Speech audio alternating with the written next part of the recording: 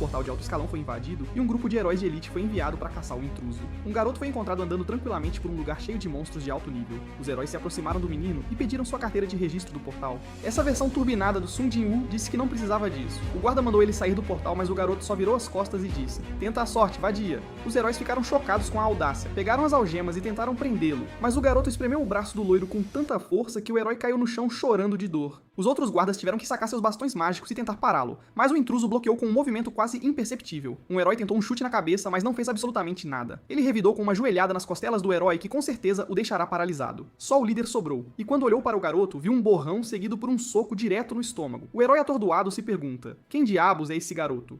O intruso agarrou o líder pelo rosto e o jogou pela floresta. O garoto calmamente avisa que da próxima vez que mandarem alguém atrás dele, haverá um funeral. Mas o que os heróis não sabiam é que esse garoto é tudo, menos normal. Alguns anos atrás, um guerreiro derrubou o vilão que havia destruído seu mundo ao quebrar a joia no pescoço do monstro. Mas ele também estava perdendo a consciência. Antes de morrer, ele encontrou um garoto chamado Seo Do-jin, à beira da morte, pedindo uma última coisa: que sua avó e sua meia-irmã Eun-young fossem mantidas em segurança. O loiro, que havia sido traído milhares de vezes, quase disse não, mas sentiu a sinceridade em suas palavras e aceitou. Quando o herói acorda, ele está no corpo de Seo Do-jin. Agora ele é o deus da espada, preso num corpo fraco com apenas 10% de sua força original. Num mundo onde portais e monstros têm aparecido por 10 anos, enquanto heróis licenciados controlam tudo. Sem registro oficial, ele invadiu os portais só pra ver como era esse novo mundo. Os monstros, moleza. Os agentes de elite que vieram pará-lo apanharam tanto que terão pesadelos com ele. O garoto que costumava ser de baixo rank, agora ninguém pode pôr a mão nele. De volta à realidade de Seo Do-jin, o protagonista descobriu que o garoto havia deixado uma bagunça pra trás. Ele estava tentando vender as pedras mágicas que conseguiu matando monstros, mas estavam cobrando uma taxa absurda quando dois gigantes apareceram na porta dos fundos, tentando pegar as pedras do protagonista. Com zero medo, ele colocou os 3 bebês pra dormir. Com apenas ele e o vendedor na sala, a taxa caiu de 40% para 15%. Chegando em casa com uma pilha gorda de dinheiro, ele inventou uma história pra avó e a irmã, e começou a pensar no plano para cumprir a promessa que fez a Seo Do-jin. Saindo de casa, ele encontra dois agiotas cobrando 48 milhões de wons em dívidas que o Seo original havia deixado pra trás. O protagonista respirou fundo e deu um soco rápido como um raio que deixou o outro bandido sem ideia do que acabou de acontecer. Seo deixou o outro ir embora ileso e mandou um recado pro chefe de que estava indo atrás dele. Mais tarde, Seo usou o dinheiro e levou a irmã pra almoçar. Uma mulher chegou ao local e ficou completamente chocada porque nunca esperava vê-lo vivo. Mas depois que conversaram e ela foi embora, não conseguia entender como ele saiu da zona de fenda onde ela o havia jogado pra morrer.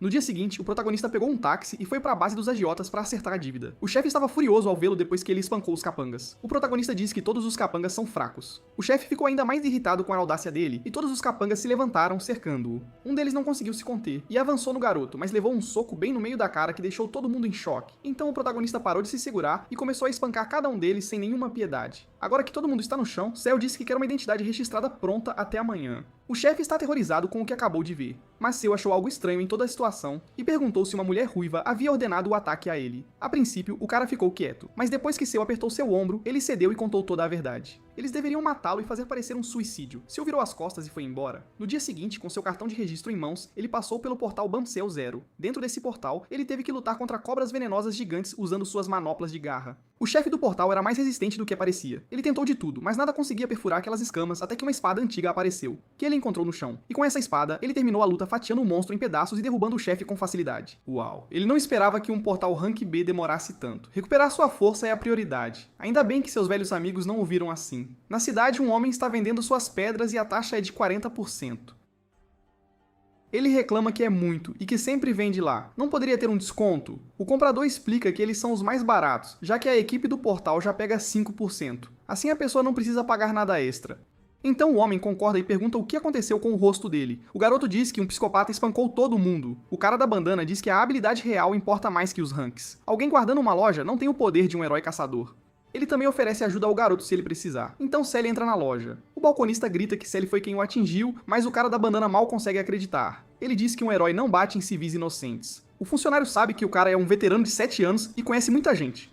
Como sempre, Sally manda ele sumir e pergunta se ele está tentando se vingar pelo garoto. O veterano sabe que uma das maiores causas de morte de heróis são brigas com outros heróis. Então ele diz que está ocupado e que eles se encontrarão mais tarde. Sully diz que o funcionário tem reclamado dele, então joga uma sacola de pedras nele e manda ele fazer as contas. São pedras de alto nível que valem 150 milhões de wons no total, o que o protagonista acha que não é nada. O espertinho diz que precisam adicionar a taxa, e Sully lhe dá um olhar aterrorizante. Então ele sorri e diz que o valor depois de menos 15% é de 148 milhões e 500 mil dólares. O funcionário se imagina gritando que a taxa é de 40% e socando o herói, mas ele apenas diz que grandes transações precisam da aprovação de um supervisor. Sally manda ele conseguir a aprovação agora mesmo, então ele faz, ligando pro chefe. O protagonista puxa o telefone da orelha dele e diz pra ele liberar o dinheiro. O chefe pede pra falar com o funcionário de novo.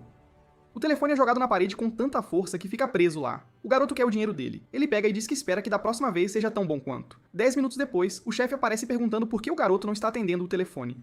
O funcionário diz que está pedindo demissão porque não aguenta mais. O homem liga para alguém chamado Hyun Jo-yeon e diz para ela vir imediatamente. Quando ela chega, descobrimos que ela é a quarta heroína Rank S mais forte da Coreia. O dono da loja é o tio dela, e agora toda essa situação com o herói forçando uma venda de pedras está prestes a ser resolvida. De volta em casa, Seu percebe que mesmo caçando o dia todo, ele só ganha 100 milhões. Nesse ritmo, será tarde demais. Ele precisa limpar portais Rank S. O importante é recuperar sua antiga força. Mas não é como seu mundo antigo. A mana no ar é escassa e pode levar mais de 3 anos. Um bom equipamento ajudaria, mas não há muito disso por aqui. O chão começa a tremer e Su carrega Eun Young pra dentro. Sua avó pergunta se é um terremoto, mas é na verdade muito pior. Uma fenda está se abrindo. Ele diz pra elas ficarem seguras e entra na anomalia. Na associação de heróis, alguém diz ao líder que uma nova fenda foi detectada em Mapo depois de 63 dias. A Guilda Leão Branco é a mais próxima, então eles decidem contatá-los. Eles também percebem que está no quintal de uma casa, o que é um problema, porque se um civil entra, eles têm que esperar ele sair, e se a pessoa morre, é ainda pior, porque uma onda de monstros acontece a cada 10 dias, o que seria um desastre total. Eles sabem que Cell entrou tentando salvar sua irmãzinha, e como ele não é um herói, há uma grande chance de uma onda acontecer. Enquanto isso, Hong Hee-ju está confusa sobre toda essa coisa de despertar, o careca explicou. Ela fica furiosa e pergunta o que Kang Cho-woo fez. Ela quer deixar claro pra Kang que se ele falhar em matar Seu, ele terá que pagar 10 vezes o que recebeu. Mas o careca explica que uma fenda se abriu na casa do garoto, e ele entrou. Hong parece mais calma agora que sabe que não terá que ver o pirralho nunca mais. Dentro da fenda, o protagonista percebe que é a floresta Petiswa, onde ele costumava vir o tempo todo quando criança. Como ele conhece o caminho, ele segue para a Árvore do Mundo, que contém mana pura fluindo. Seu mundo antigo foi destruído porque aquela árvore foi queimada, e a mana foi arruinada, então agora nosso herói poderá recuperar sua mana. Ele ficou lá por 3 dias sem comer ou beber, apenas respirando, mas então monstros horríveis apareceram, os Volcana, aqueles que queimaram a árvore no passado. Seria muito útil se nosso garoto tivesse uma espada de elemento água agora. Ainda assim, não importa, porque ele está prestes a fatiar cada um desses monstros feios em pedaços. Xiao Bei estende a mão e se prepara para liberar sua mana. Mana condensada dispara como Ki e detona. Faz muito tempo que ele não faz isso com tanta força de uma vez. Os monstros não são idiotas, então eles também vão atrás do garoto. Mas o protagonista não está mais brincando com todo esse poder. As feras são desfiadas pela mana condensada, viram pó e só as pedras mágicas sobram. Assim que ele acabar com todos, ele deve conseguir a brasa eterna. É bem comum nelas. Vamos ver quantas caem. E Seu continua lutando sem parar para proteger a árvore do mundo. No final, ele pega a brasa e a esmaga na mão. Seria bom extrair mais mana da árvore, mas com este corpo é impossível. Ainda assim, ele pode absorver a brasa e converter essa mana em um atributo de fogo. Antigamente ele nem precisava fazer isso, agora leva 10 minutos só para absorver uma. Seu vai fazer isso com o máximo que puder. Fora da fenda, o herói Bang Song-woo está irritado com a situação.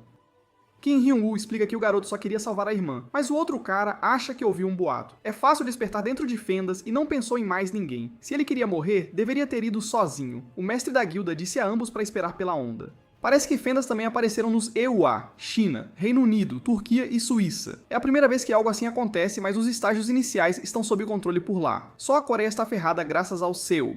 Quando ele sair, Bang vai lidar com ele? Já se passaram 28 dias, e a Associação de Heróis anunciou que uma onda de nível 1 está chegando. Se Seu não sair em 2 dias, ele estará em apuros. Enquanto isso, o chefe agiota, Wang Chen-seu, percebe que é o idiota que espancou todo mundo naquela época. Ele pergunta ao assistente quais as chances de o garoto sair vivo, e a resposta é menos de 1%. Mas a verdade é que os idiotas da associação não têm as informações que Wang tem. Seu provavelmente despertou, mas mesmo assim, é difícil dizer se ele sobreviverá. O chefe sabe que ser bom numa luta e sobreviver numa fenda são duas coisas diferentes. Ele também sabe que o garoto tem uma família que precisa ser cuidada. Se o herói morrer, eles venderão os órgãos dela. Se ele viver, dirão que protegerão os dois e o sobrecarregarão com uma dívida. Enquanto isso, na Árvore do Mundo, Cell nem sabe quanto tempo passou. Ele já absorveu centenas de brasas. Agora ele pode usar mana de fogo quando quiser, e sua resistência ao fogo também aumentou muito. Em atributo de fogo, ele é mais forte do que quando era o deus da espada, então ele agradece à árvore. Ele pega suas pedras e diz que vai protegê-la. Finalmente, ele sai da fenda, mas não há ninguém num raio de 1 quilômetro. Todo mundo evacuou por causa da onda. Seu sente uma aura mais forte naquela direção. Ele sai correndo e vê Bang e Kim por trás. Ele os julga pelas roupas e sabe que são os mesmos caras do último portal. Se ele for pego, será um grande problema. Então ele não perde tempo e dispara uma explosão de chamas bem longe. Ela explode e chama a atenção deles. Uma casa começa a pegar fogo e todo mundo entra em pânico. Seu gosta de como o fogo é limpo e preciso. Seu amigo Cusack teria admirado. Ele era o mago de fogo mais forte do continente. Então Kim percebe que a fenda está agindo estranho. Eles correm para verificar, e ela está literalmente desaparecendo, e Cell foge com suas pedras mágicas. Nas notícias do dia seguinte, todo mundo está chocado que a fenda desapareceu. As pessoas adivinham que Cell morreu, mas ele está preocupado que talvez não consiga ver a árvore do mundo de novo. Nosso herói chega a Yongdongpo. Dois canalhas estão conversando tipo, já que o pirralho morreu, a velhinha e a criança são as próximas. O que é uma pena, porque a criança vai ser linda quando crescer. É quando o protagonista aparece perguntando sobre o chefe e os assusta pra caramba. O idiota chega ao prédio conversando com seu assistente sobre sua rotina diária, mas no momento em que abre a porta, ele vê seus capangas sendo absolutamente destruídos. Seu manda ele rastejar como um cachorro, suando. O cara se joga no chão e começa a rastejar. O jovem manda ele latir, porque um desgraçado como aquele não merece ser tratado como um humano.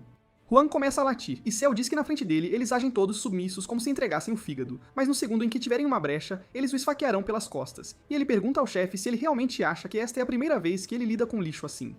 Huang implora por misericórdia e diz que o servirá lealmente, mas ele só leva um chute no queixo. Cell diz ao cara de óculos que ele é o líder agora, e ele não deveria servir pedaços de merda desumanos como eles.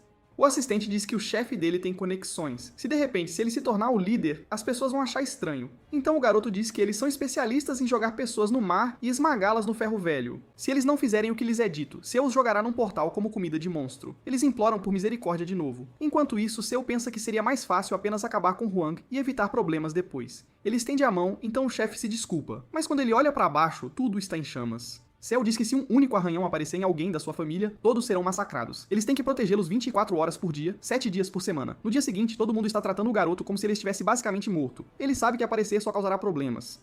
Huang vai encontrar um novo lugar para eles morarem, e Yun está feliz com isso. Ela vai para o jardim de infância, mas não quer ir porque as outras crianças a provocam por não ter pais. Então Cell decide que a menininha não precisa ir. Ela pode começar a escola no ano que vem.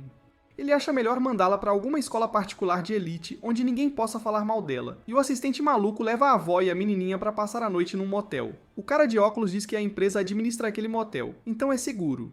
Ele se lembra da menininha super feliz em vê-lo de novo, e da avó parecendo aliviada. No restaurante, Yun pergunta se o irmão dela é um herói, mas ela espera que não, porque heróis lutam contra monstros e às vezes morrem, e ela e a avó o querem com elas por muito tempo. Mesmo no mundo brutal daquela época, havia humanos que sobreviveram até o fim. Durante as batalhas, muito se perdeu, mas agora algo precioso que ele havia esquecido voltou. Neste lugar, você pode viver protegendo a felicidade simples. Na Associação de Heróis, na Taiwan, o fundador pergunta se realmente não há nada para descobrir. Seu assistente diz que não, e ele fica frustrado, porque se a fenda desapareceu sozinha, ela pode aparecer sozinha também. A mulher diz que ter uma variável assim é perigoso, talvez fosse melhor se fosse uma onda. Taiwan fica irritado e diz que, pela segurança das pessoas, é um alívio que não tenha chegado a isso. Ele é um dos 100 heróis mais respeitados do mundo. Se ele concorresse à presidência, ele ganharia por uma vitória esmagadora. Mas ele não está interessado em ser presidente. Ele se preocupa com a segurança das pessoas e em se preparar para as fendas. Taiwan diz a ela para investigar mais, e ela menciona que as pessoas que moravam na casa da fenda concordaram em vendê-la. Eles oferecerão um preço alto para pelo menos dar algum conforto a alguém que perdeu a família. Essa fenda aparecendo em outros países não é normal, pelo menos a China e os EUA mantiveram as coisas sob controle. Mas o Reino Unido está tendo problemas, porque os bons heróis foram para outras fendas.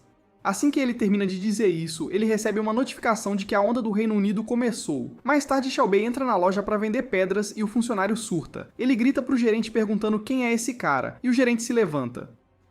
O garoto diz que veio na hora perfeita porque tem muitas pedras para vender, e quer alguém mais experiente, mas o gerente diz que não faz negócios com ele, pensando que são pedras de baixa qualidade.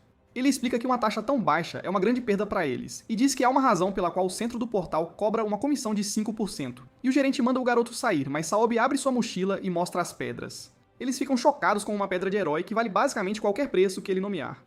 No México, o traficante Kuzaman estava esmagando pedras mágicas para fazer drogas, e quando o poder ativou, ele despertou como um herói, então essa pedra é famosa por ser essencial. É um item de energia ultra luxuoso e raro. Saobei diz que vai embora já que eles não querem, mas agora o gerente está interessado. O gerente diz que uma taxa de 0,5% é demais, mas o garoto apenas diz que se eles não querem, esquece. O herói diz que está irritado, e o gerente se desculpa, mas ele está farto e só quer saber se eles vão aceitar. Então o cara de óculos começa a falar demais, então Saobei se vira e começa a sair, mas o gerente implora por uma taxa de 9%, depois 8%, porque o chefe dele vai matá-lo se descobrir isso. Então ele pede 76%, então Seo diz que vai manter em 1%, e ele diz que tem mais 7 mochilas iguais a essa. Então o jovem ganha 67 bilhões de wons, percebendo que a casa que ele quer é realmente viável em breve. Mas o problema é que os portais não são suficientes para conseguir pedras de alta qualidade e ele não pode entrar em fendas. Então o telefone dele vibra e há uma notificação sobre uma onda no Reino Unido. Naquela época, não importa qual país fosse, ele teria ido e selado as fendas.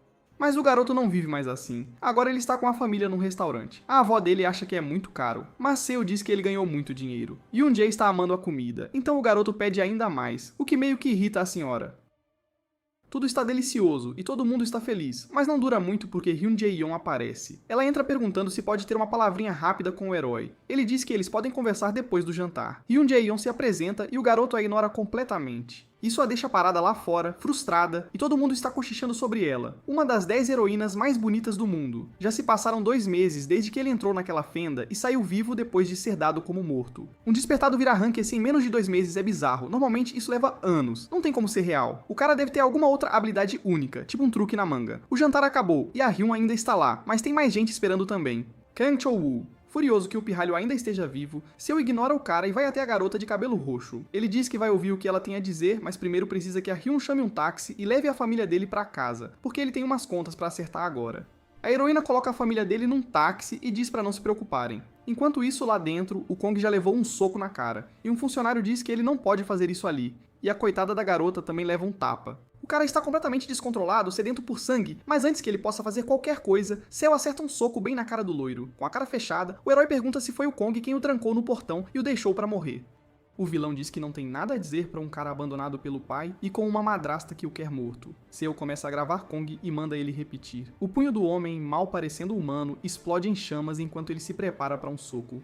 Ele até chama a mãe do Seo de vagabunda, mas aí passa uma vergonha danada porque Seo simplesmente bloqueia o ataque e Kong voa pra trás, chocado com o que acabou de acontecer. Seo imediatamente prepara um contra-ataque sem hesitar.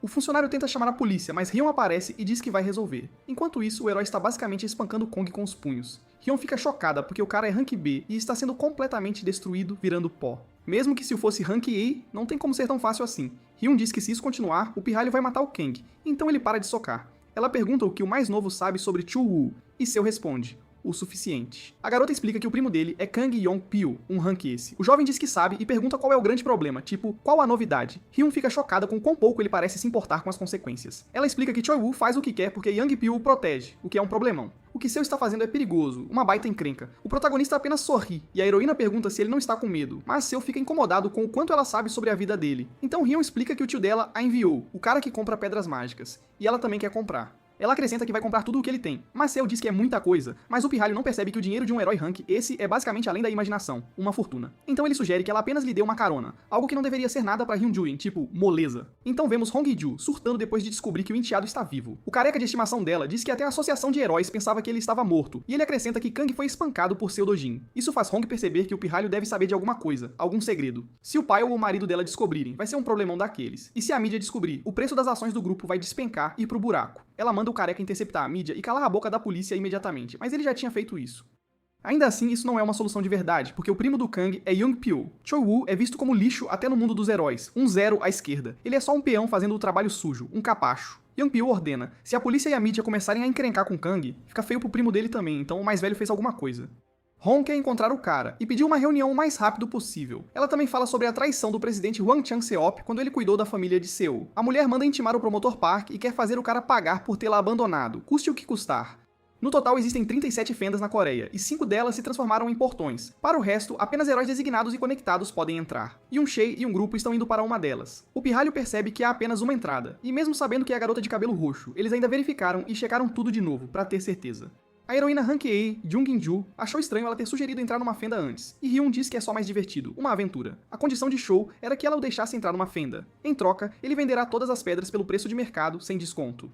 Assim ele vai ganhar ainda mais dinheiro, uma bolada. A garota acha uma loucura entrar lá só por isso, mas ela deixa passar porque precisa da pedra do herói. John pergunta se aquele cara é o namorado dela, e irritada, Hyun diz que só deve algo a ele e vai pagar de volta. Mas a conversa é interrompida quando algo os ataca por cima, do nada. É um cocatriz enorme, e Hyun diz pra Jinju e Do-yeon segurarem a defesa, e pra Seungo focar na perna da criatura. Show decide atacar sozinho e sai correndo num único impulso. O punho dele está em chamas, pronto pra socar, E para a surpresa de todos, o golpe acerta bem na cara da fera e ela morre instantaneamente, mas Shou não está satisfeito e pisa com força no monstro para garantir. João pergunta quem é esse cara, afinal, e Hyun diz que ele é só um humano forte, mas a garota pergunta quantos heróis conseguem matar um cocatrice com um único golpe. A heroína diz que até a irmã dela só consegue derrubá-lo, mas a pirralha não engole essa, então Hyun decide mudar o plano. Ela vai correr para o centro bem rápido, mas primeiro ela vai até Su. Ele imediatamente diz que não vai dividir nada com quem não ajudou, mas ela diz que as habilidades dele não serão úteis ali. Ele precisa ir mais fundo, e ele sorri, dizendo que isso parece divertido, uma boa ideia. Hyun diz que conhece bem o lugar, então ela vai liderar, e ele deve segui-la. Então ela dispara numa velocidade insana, e Sol vai logo atrás dela. Eles brincam que se ela é uma bala, ele é a luz, tipo mais rápido ainda. A equipe fica pra trás, e John percebe que Ranks A perto de Ranks S são basicamente só peixe pequeno, uns coitados. Enquanto isso, Hyun se vira e não vê Sol, então ela se pergunta se deveria diminuir a velocidade. Mas na verdade, ele está bem ao lado dela e diz pra ela ir mais rápido. Ela fica chocada porque é a segunda mais rápida da Coreia, uma verdadeira bala. Só admite que ela é mais lenta do que ele esperava e que ela correu como se estivesse tentando despistá-lo. Então eles avistam o chefe da fenda naquela montanha. Hyun explica que o nome dele é Kiserion, um monstro massivo de 20 metros, tipo um Wyvern, uma criatura gigante. São necessários pelo menos 3 heróis rank esse pra derrubá-lo. Então Só pergunta se o monstro tem a pedra mágica. Song Song, a de nível mais alto, e ela diz que sim. Apavorada, Hyun pergunta se ele está falando sério em subir lá, porque ela não o trouxe para fazer algo estúpido, uma loucura. E para surpresa dela, o pirralho sai correndo. Ela o persegue, e eles seguem para a montanha de Kassarian. Logo depois, só vemos o monstro derrotado no chão, e Hyun está sem palavras, chocada. A fera é insanamente poderosa. Até Park Hyo, um herói rank S, entrou com 30 ranks A, e todos morreram, exceto ele. Mais tarde, para se vingar, ele trouxe outro herói rank S e 200 ranks A. No final, ele conseguiu caçar Kuzarian, mas a maioria dos heróis morreu, e a super guilda de Park Hyo levou mais de 3 anos para se recuperar. Um prejuízo enorme. Seo diz que Hyun não contribuiu em nada, o que a frustra bastante. Mesmo assim, ela não consegue acreditar que acabou de ver o grande Kessarian ser derrubado com um único golpe, e o pirralho conseguiu uma enorme pedra mágica do monstro, uma verdadeira joia. Então ele diz a Hyun que não precisa mais de ajuda, de agora em diante ele vai sozinho. Mas Hyun diz que há coisas mais úteis no cadáver, como penas e garras. O protagonista diz que isso não vale dinheiro. É mais eficiente conseguir mais pedras de outros monstros e ela pode ficar com essas coisas, se quiser. No final do dia, a equipe diz que Seo voltou com uma mochila gigante cheia de pedras mágicas. Teria levado 3 dias seguidos de caça ininterrupta para eles conseguirem tanto. Chocada, Jong se lembra de sua amiga dizendo que ele derrotou o Kassarian sozinho, sem ajuda. Isso o torna o herói mais forte da Coreia e talvez do mundo inteiro, um verdadeiro fenômeno. Enquanto isso, o pirralho traz ainda mais pedras mágicas. Ninguém acreditaria se contassem a história, e a equipe começa a especular que os dois pombinhos estão flertando, rolando um clima. Eles formariam um casal fofo, mas Seo a está tratando mal, algo que Zhang nunca pensou que seria possível. Do nada, o pirralho simplesmente vai embora, nem se despede, largando as mochilas para trás. Shang disse a ele que, uma vez que as pessoas descobrirem sobre Kessarian, o herói vai ficar super famoso, e Seo não quer lidar com isso. Então ele deixou para a garota de cabelo roxo resolver que se vire. Todos ficam chocados, especialmente Shang, de queixo caído. Na cidade, Park Hyo está treinando como um maníaco, sem parar. Seu assistente diz para ele pegar leve, e Park diz que vai calar a boca de todos que um dia o desprezaram. O assistente continua massageando o ego dele, dizendo que ninguém entende a estratégia para derrubar Kessarian melhor do que ele, e um dia ele será conhecido como o herói que matou a fera com a menor equipe, o Maioral. Mas comparado a 3 anos atrás, a influência de sua guilda caiu muito, despencou. Ainda assim, ele permanece confiante, com a bola toda. Em outro lugar, Kang Young-pyo está falando sobre como seu primo tentou matar Seo no portão, mas em vez disso, o pirralho despertou lá, e tudo isso foi a pedido da Madame Hong Hee-ju, que é insanamente rica, podre de rica. O assistente diz a ele que o garoto é filho ilegítimo dela, e que quando ela deu à luz, ela chutou o pirralho pra fora, sem dó nem piedade. Aparentemente, sangue não importa tanto assim no mundo dos ricos, é só um detalhe. Kong também descobre que seu primo recebeu 3 bilhões de wons pelo trabalho, depois foi espancado e acabou paralisado. O assistente acrescenta que o corpo inteiro dele está coberto de cicatrizes, e ele está cego. Ele mal sobreviveu, por um triz. Kong diz que se fosse ele, teria picado o pirralho em pedacinhos. O cara dele continua passando informações. Hyun estava ajudando Seo, o que deixa Kong furioso, uma fera. Nervoso, o assistente diz que graças à declaração dela à polícia, tudo foi resolvido, abafado. Kang estala os dedos e diz que quer saber imediatamente qual é a relação entre os dois, que tipo de acordo eles têm. O herói sabe que Hong vai procurá-lo para fazer o que Chu-woo não conseguiu, o serviço sujo. Com um olhar estranho, ele diz que a madame tem muito dinheiro, uma fortuna. Em outro lugar, Seo está andando e pensando. Como ele esperava, uma fenda é mais eficiente que um portão. A parte chata é que ele terá que depender da ajuda da Hyun, que saco. Ela disse que se vender as pedras de Kassarian, as pessoas vão descobrir quem o matou e começar a questionar a habilidade dela. A mídia vai pirar, então é melhor mantê-las escondidas por enquanto, em segredo. Seo sabe que terá que encontrar outra maneira de chegar às fendas, mas por enquanto ele vai descansar no lugar que Wong preparou para ele. Más notícias, há um monte de sapatos na porta e isso não é um bom sinal, de jeito nenhum. Lá dentro, vários homens estão esperando por ele. Um deles diz que é o promotor Park Chae-lung de Seul e pergunta se o pirralho conhece Hwang Chung-seo. Seo está sendo detido por participar de um esquema ilegal de agiotagem. Nosso protagonista está algemado a uma cadeira enquanto Park fala ao telefone, dizendo que Hwang e Seo têm sido cooperativos. Ele os agradece por cuidarem dos estudos de sua filha, mostrando sua conexão com Hong, o que é bem suspeito. Então o loiro diz que se tornou promotor para separar o lixo da sociedade de todo mundo, os bons dos maus. Sentado ali, Park diz que com base nas acusações, o pirralho vai apodrecer na prisão por 10 anos, e ele já reuniu provas suficientes para provar tudo, mas Seo mantém a mesma expressão, inabalável. Isso realmente irrita Park, o deixa furioso. Ele insulta Seo e pergunta se parece que ele está mentindo. O mais novo pergunta se é aquela vadia da Hong Hee-ju por trás disso. Park se faz de desentendido e pergunta quem é essa. Seo percebe que, do lado de Hwang, já está tudo acabado. Ele apenas aceitou em silêncio porque estava com medo de fazer um escândalo, uma confusão. Em tom ameaçador, Park pergunta se ele acha que os promotores coreanos são uma piada, uns palhaços. Seo encara de volta com um olhar ainda mais ameaçador de dar medo. Park se assusta, mas fica ainda mais irritado e ameaça dar um tapa no pirralho, mas então a porta se abre e alguém diz que precisam do promotor. Por sorte de Seo, o medidor de heróis o listou como civil, talvez a informação sobre seu despertar esteja errada, quem sabe. Park sabe que não tem como algo que o grupo Team investigou estar errado, e o fato de Seo saber sobre Hong Hee-ju é estranho, muito estranho. Agora o pirralho entende por que os promotores sul-coreanos são chamados de cães loucos. Talvez fosse melhor queimar tudo e fugir para algum lugar só com a avó e a Eun-young sumir no mapa. Mas então Hyun de repente entra na sala, do nada. Ela pergunta por que ele está ali, mas ele também não sabe, está perdido. Ela explica que se o herói usar a força agora, será difícil lidar com as consequências depois, vai dar ruim. Então Seo pergunta se ela quer ajudá-lo, mas Hyun sabe que o herói não fez nada de errado, é inocente. Fazer acusações falsas é errado, e ela sabe que ele foi incriminado, então é melhor resolver isso o mais rápido possível, sem demora. A garota de cabelo roxo diz que a Associação de Heróis vai fazer uma investigação e que ela estará verificando heróis sem licença, mas Seo está preocupado com a família dele, o que irrita Hyun, já que ela não é a secretária dele, que absurdo.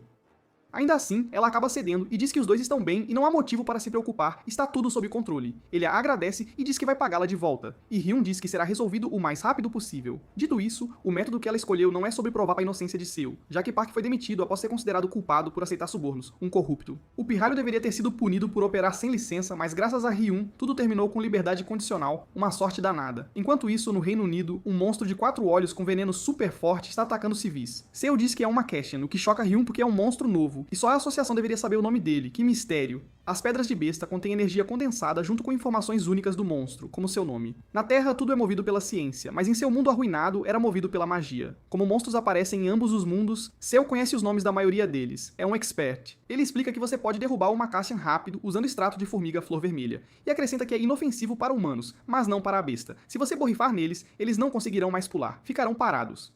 Corium apenas pergunta o que diabo seu Dudin é, afinal, e o pirralho a ignora. E ele simplesmente pergunta o que aconteceria se ele matasse Hong Hee-ju. Em casa, a mulher está roendo as unhas quando percebe que as coisas saíram do controle. Virou um caos. O careca não sabe que tipo de relacionamento Seo e Hyun têm ou como eles sequer se conheceram. E a mulher também quer saber por que saiu que o pirralho não é um herói, já que ela ouviu que ele despertou. Que mistério é esse? O cara de terno diz que pode ser alguma habilidade que interfere no detector, um truque. Gritando, Hong diz para contratar Kang Young-pil e pagar a ele 30 bilhões de wons. No lugar dele, o cara diz que pelo dobro disso ele fará, porque sabe que ela não tem outra escolha, está nas mãos dele. E honestamente, essa quantia nem é tanto assim pra ela, é troco. Afinal, ele teria que lutar contra Hyun, que é rank esse. Seu assistente diz que ela é forte, e Kang diz que pode dar um jeito na garota em 20 minutos, moleza. O homem pergunta sobre a associação, e o outro cara diz que o Reino Unido disse que não podem aumentar a quantia porque já anunciaram ao público que estão recrutando heróis, o que coloca Kang numa situação ruim, já que ele não pode realmente recusar por causa de um pagamento baixo, seria feio. O assistente diz que o cara tem que ir em 3 dias com heróis japoneses. Pensando bem, Kang menciona uma Cassian. Se ele descobrir a fraqueza dele, o preço dele vai disparar e ir às alturas. Na Inglaterra, os heróis estão fazendo tudo o que podem para conter os monstros, segurar a barra. Infelizmente, as criaturas são fortes demais, e eles estão lutando com dificuldade, mas sem informações claras, eles estão basicamente indefesos contra um inimigo desconhecido, e agora que a linha defensiva de Cambridge desabou, restam apenas 60 quilômetros antes da capital, Londres, um perigo iminente. De repente, os olhos do monstro escurecem, e todos gritam que Hyun estava certa. Ela acertou em cheio, o extrato de formiga flor vermelha está funcionando, e os Macassians estão enfraquecidos. Kang está desconfiado, porque ele não acha que a garota seja tão habilidosa assim, uma gênia.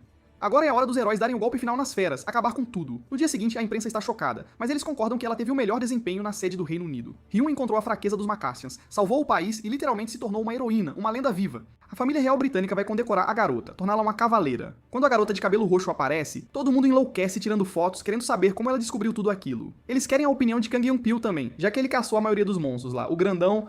Seo está assistindo ao relatório, mas quando vê Kang, ele parece pronto para matar, com sangue nos olhos. Mais tarde, em um restaurante, Hyun dá um presente ao protagonista e sua família. São roupas caras, mas ela diz que é uma recompensa pela ajuda, um agrado. Graças a ele, ela se tornou uma heroína, uma estrela. Ela se oferece para comprar um carro para o pirralho, mas Seo diz que avisará quando precisar de um. Então Hyun Chae-chi quer saber como ele sabia a fraqueza do Makassian, mas ele não responde. Então ela pergunta quais são os planos dele agora, porque se ele for atrás de Hong Kong, as coisas vão ficar feias, e ela terá que impedi-lo, custe o que custar. Para a surpresa dela, ele diz que quer comprar uma casa, um lar. Enquanto isso, Kang está festejando com mulheres, mas não consegue parar de pensar em como Hyun é diferente. Ela sabe a fraqueza do Makassian, mas ainda está escondendo como descobriu. Que mistério. E a pior parte é o que aconteceu com Seo Do-jun no avião, uma confusão danada. Kang perguntou a ela sobre o pirralho esmagando a cabeça do promotor, mas Hyun explica que quem começou tudo isso foi Chelu, quando ele agarrou o pirralho no portão. No dia da briga, Seo não foi quem começou, ele foi provocado. E Kang diz que mesmo que seu primo tenha feito algo estúpido, ele ainda é seu primo, e ele tem um motivo para querer vingança contra aquele pirralho, um acerto de contas. Hyun apenas dá de ombros e diz que o cara pode fazer o que quiser, ela não vai se meter, está fora. Chocado, Kang percebe que o relacionamento deles não é tão bom quanto ele pensava. A garota o ignorou completamente, sem dar... Ele diz que ela não tem por que se meter nisso. O cara não para de pensar, sente que o céu está escondendo algo. A cidade de Shrewsbury, na Inglaterra, foi devastada pela onda, e a Associação Britânica de Heróis quer garantir o máximo de pedras mágicas antes da próxima. Vários heróis foram enviados para a fenda, que está sendo guardada. Um deles diz que se tivessem extrato de formiga flor vermelha, até ranks D derrubariam um Macassiano. O outro diz que se a onda tivesse sido bloqueada antes, o lugar seria perfeito para achar pedras mágicas. Uma região onde uma onda já aconteceu não pode mais ser bloqueada, e na segunda, monstros diferentes aparecem. O guarda diz que ninguém sabe o que pode aparecer, mas o outro vê algo atrás dele. Parecia que alguém estava saindo, mesmo que a equipe tenha entrado há apenas 5 horas. Eles precisam ficar alertas, porque pessoas comuns procurando pedras mágicas com certeza vão aparecer. De repente, há uma explosão e os guardas se viram, assustados. É um homem, ou melhor, um ser, e o guarda solta um grito. Não é um herói nem um caçador. Eles precisam ligar para a central agora mesmo. A entidade emite um poder verde e faz os dois flutuarem. Um deles tenta jogar adagas no monstro, mas ele as rebate como se não fosse nada, dizendo que era fraco demais. O ser cerra o punho, e os dois guardas estão basicamente acabados. Ele diz que 10 anos se passaram, e eles nem chegaram a 20%. Talvez tenha falhado. Mesmo depois de ativar a fenda dimensional, agora terá que acumular sua mana primeiro. Um dos guardas pergunta quem é, mas então ele está realmente acabado. O ser diz que vai começar eliminando os fracos do mundo. Enquanto isso, na Coreia do Sul, Seo está andando quando o chão começa a tremer. São vermes enormes com dentes afiados cavando o chão. O herói nota que há 26 deles num raio de 100 metros. Ele se pergunta quantos sobreviverão ao seu ataque. Então ele lança uma bola de fogo massiva que explode tudo. Pedaços de monstros voam por todo lado. Num prédio chique, Taewon fala de um jovem difícil de lidar. Min Hong-gi, de terno, diz que confirmou que o garoto é um herói. O velho diz que achava que o medidor de heróis mostrava que não havia como medir o garoto. Park Seung-chul, o vice-presidente da associação, o chama de pirralho insolente, porque qualquer coisa que perguntem deve ser respondida. Então Min diz que tudo isso começou por causa de um plano sujo do herói Kang Chul-woo. Seo despertou quando estava perto da morte durante o incidente do portão, depois se vingou do cara e lidou com os monstros mapos sozinho. Mesmo que parte do que ele fez tenha sido um pouco exagerado, é claro que a força do garoto é insana. Pensando bem, Taewon diz que ele é difícil de lidar, mas sua lealdade não está em dúvida, e ele pediu uma licença oficial de herói, e como Huen o está apoiando, ele pode pular os procedimentos usuais. Assim que esse nome surge, todos ficam chocados. Seo agora é oficialmente o 8º melhor rank S da Coreia e pode caçar em fendas. Ji-wang ri de como, no segundo em que o garoto conseguiu sua licença, ele imediatamente foi explorar uma fenda em velocidade louca. O mais chocante é que ele entrou numa de nível 2 sem uma guilda. Park Seung-chul acha que ele está fora de si, e sugere ao presidente que se o garoto voltar vivo, seria bom promovê-lo e revelar sua identidade. Afinal, ele é o 8º rank S e Min diz que o jovem pode não querer isso. O certo é perguntar a ele primeiro. O velho diz ao diretor que se outro herói do nível dele aparecesse em tempos como estes, as pessoas se sentiriam aliviadas. Taeyeon diz que entende os dois lados, mas vai falar com Seo Do-jin diretamente. E enquanto isso, Seo está lá fora eliminando mais vermes assassinos. Ele usa seu poder de fogo, ganho das brasas e corta os monstros ao meio. Então percebe que seu dreno de mana não é brincadeira. O garoto precisa seriamente de uma arma. O jovem chega ao complexo Garçom e diz ao recepcionista que quer fazer uma arma com isso. Mas o cara diz que só quem tem reserva pode entrar. Su tenta falar com ele, mas o cara diz que estão lotados e não tem tempo. O herói o agarra pela gola e pergunta se ele é o chefe, mas o cara é só o filho do dono, então o protagonista manda ele chamar o pai, porque veio aqui depois de ouvir que o lugar é bom. O dono aparece, Choi Chul-kwon, e pergunta quem lhe falou do lugar. Su diz que foi Hyun Jo-yeon, o que choca os dois. Então o garoto entrega a presa do assassino negro gigante, deixando o homem sem palavras. Depois disso, o herói pede para ele fazer uma espada elegante e o mais longa possível. O artesão diz que com materiais não metálicos, se esticar demais, não será durável. Então ele fará 2 lâminas médias em vez disso. Irritado, Seo pergunta se o velho não é habilidoso o suficiente. É só conectar as duas. Ele precisa de uma espada longa, e precisa de uma absorção de mana realmente alta também. Isso deixa o filho do dono nervoso, porque ele ouviu dizerem que não são tão habilidosos, já que as armas do pai têm absorção de mana nível 3. Ele pega uma espada e diz que deveria ser nível 5, então ele aperta a lâmina, fazendo-a brilhar demais, e ela quebra ao meio como se fosse isopor. Só diz que se forem fazer lixo assim, é melhor desistirem. Algum tempo depois, Su está andando por uma área verde e reclama de um ciclope barulhento. Como esperado, a coisa é dividida em dois sem nenhum esforço. O grandão verde até tenta pegar uma árvore para se proteger, mas ela também é cortada ao meio, só que o monstro se regenera rápido e se prepara para continuar lutando. O que ele não esperava era que Só já tinha um ataque de fogo pronto, eliminando-o de vez. Ele já sabia que seria difícil manter uma espada de mana por muito tempo. Mesmo assim, ele derrotou um ciclope e coletou seu sangue. Só entrega ao velho e diz que isso facilitará a fusão das duas presas. O homem grita que ele poderia pelo menos dizer o que é aquilo, mas o herói o ignora. Agora o garoto tem todos os materiais básicos prontos, mas para aumentar a absorção de mana, ele precisa daquilo, e você só encontra isso em um lugar específico na Terra. Su liga para Hein, que está na piscina, e menciona o Brasil. Ela fica confusa sobre a associação enviar um herói para o Brasil, mas aparentemente o governo se uniu à Coreia e estão selando a fenda. Monstros brasileiros são super violentos, mas dropam muitas pedras mágicas e o pagamento é bom. Então a guilda deles vai. Zheng diz a Hein para ir e levar aquele cara com ela, porque há rumores de que ele é o 8º herói classe S. Há também um rumor de que os dois estão juntos, o que deixa a Hein desconfortável, mas ela concorda em ir. Enquanto isso, o velho se pergunta como o pirralho sabia que sangue de ciclope podia ser usado para colar aquilo. Ele pode fazer uma espada de 1,8 metros de comprimento e Sol quer empunhá-la com uma mão a 5 quilos. O artesão acha estranho o garoto de repente ter ficado educado e pergunta se esse peso não é demais para uma mão. No final, o velho diz que estará pronta em um mês. Sol se pergunta se uma espada de nível 7 aguentaria todo o seu poder. Parece que ele vai precisar daquilo. Ele diz ao homem para apenas fazer a forma por enquanto, porque ele vai conseguir. E o velho não acredita que o pirralho possa realmente conseguir. Só não sabemos o que é aquilo ainda. Alguns dias depois, o protagonista ganha um carro da garota de cabelo roxo, mas ela diz que vale apenas 100 milhões de wons. Ele diz que é justo, e por algum motivo ela fica envergonhada. Então ela pergunta se algo está acontecendo na associação de heróis. Xiaobei diz que estão tentando expor sua identidade, então ele pagou o preço certo. Haisen diz que Tai Huang geralmente gosta de acordos justos, mas o protagonista diz que o cara entendeu o recado. Ela diz que agradeceria se ele considerasse a posição dela como sua fiadora, mas ele simplesmente fecha a porta na cara dela. Quando ela entra, diz que a associação está uma bagunça por causa do colapso da fortaleza no Brasil, então terão que lidar com o resto depois. Hyphen acrescenta que terão que selar completamente parte da fortaleza, e o garoto pergunta se ela vai. Cabelo Roxo diz que sim, e ele diz pra ela ir com ele, o que a deixa nervosa. Enquanto isso, Kang está pedindo mais dinheiro à mulher, dizendo que não é hora de ser mesquinha.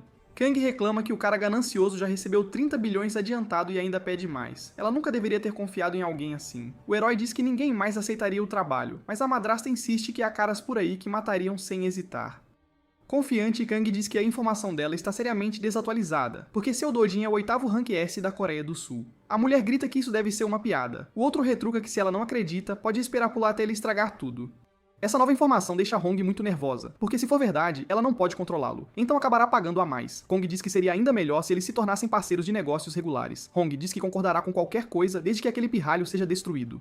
O mercenário verifica o telefone e diz que a mulher tem sorte, porque a oportunidade perfeita para a missão acabou de aparecer. No avião para o Brasil, há 5 ranks esse: Yoon, Jong Seong-ho, Park Hae-oh, Jong Yeon-pyo e Arceo Dawson. Em São Paulo, na Associação Brasileira de Heróis, alguns caras dizem que chegaram e alguns deles já foram direto pra cação sem nem parar no hotel para descansar. Mas um deles está com medo. Os coreanos podem descobrir uma certa informação. O cara barbudo diz que eles só precisam garantir que tudo fique sob controle até o fim da operação. Moraes é o herói tesouro do Brasil, e ele foi derrotado por uma entidade desconhecida, e não era um monstro.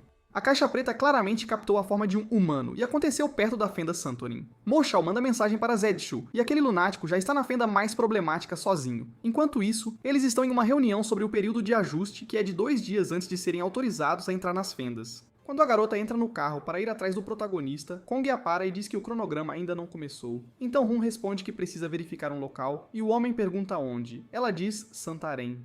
O herói parece pensativo, porque a Associação Brasileira disse para evitarem aquele lugar. Na área por ali, a guilda está tensa, exceto por Seijo. Hum diz que já que estão lá, o garoto poderia explicar por que está com tanta pressa, e ele responde que ela é quem está atrasada. A garota explica que se Seijo tivesse dito que ia pra lá, ela saberia e chegaria a tempo. E ela exige uma explicação do porquê ele queria ir pra lá. O garoto diz que é por causa do croco azul. Hum pergunta o que é isso, mas o jovem não quer responder. Então ela diz que é 3 anos mais velha que o pirralho, então ele deveria respeitá-la do jeito que ela o respeita. Seijo responde que ela só precisa falar normalmente. Eles continuam essa discussãozinha boba, enquanto os dois membros da guilda se perguntam se podem realmente pular na fenda assim.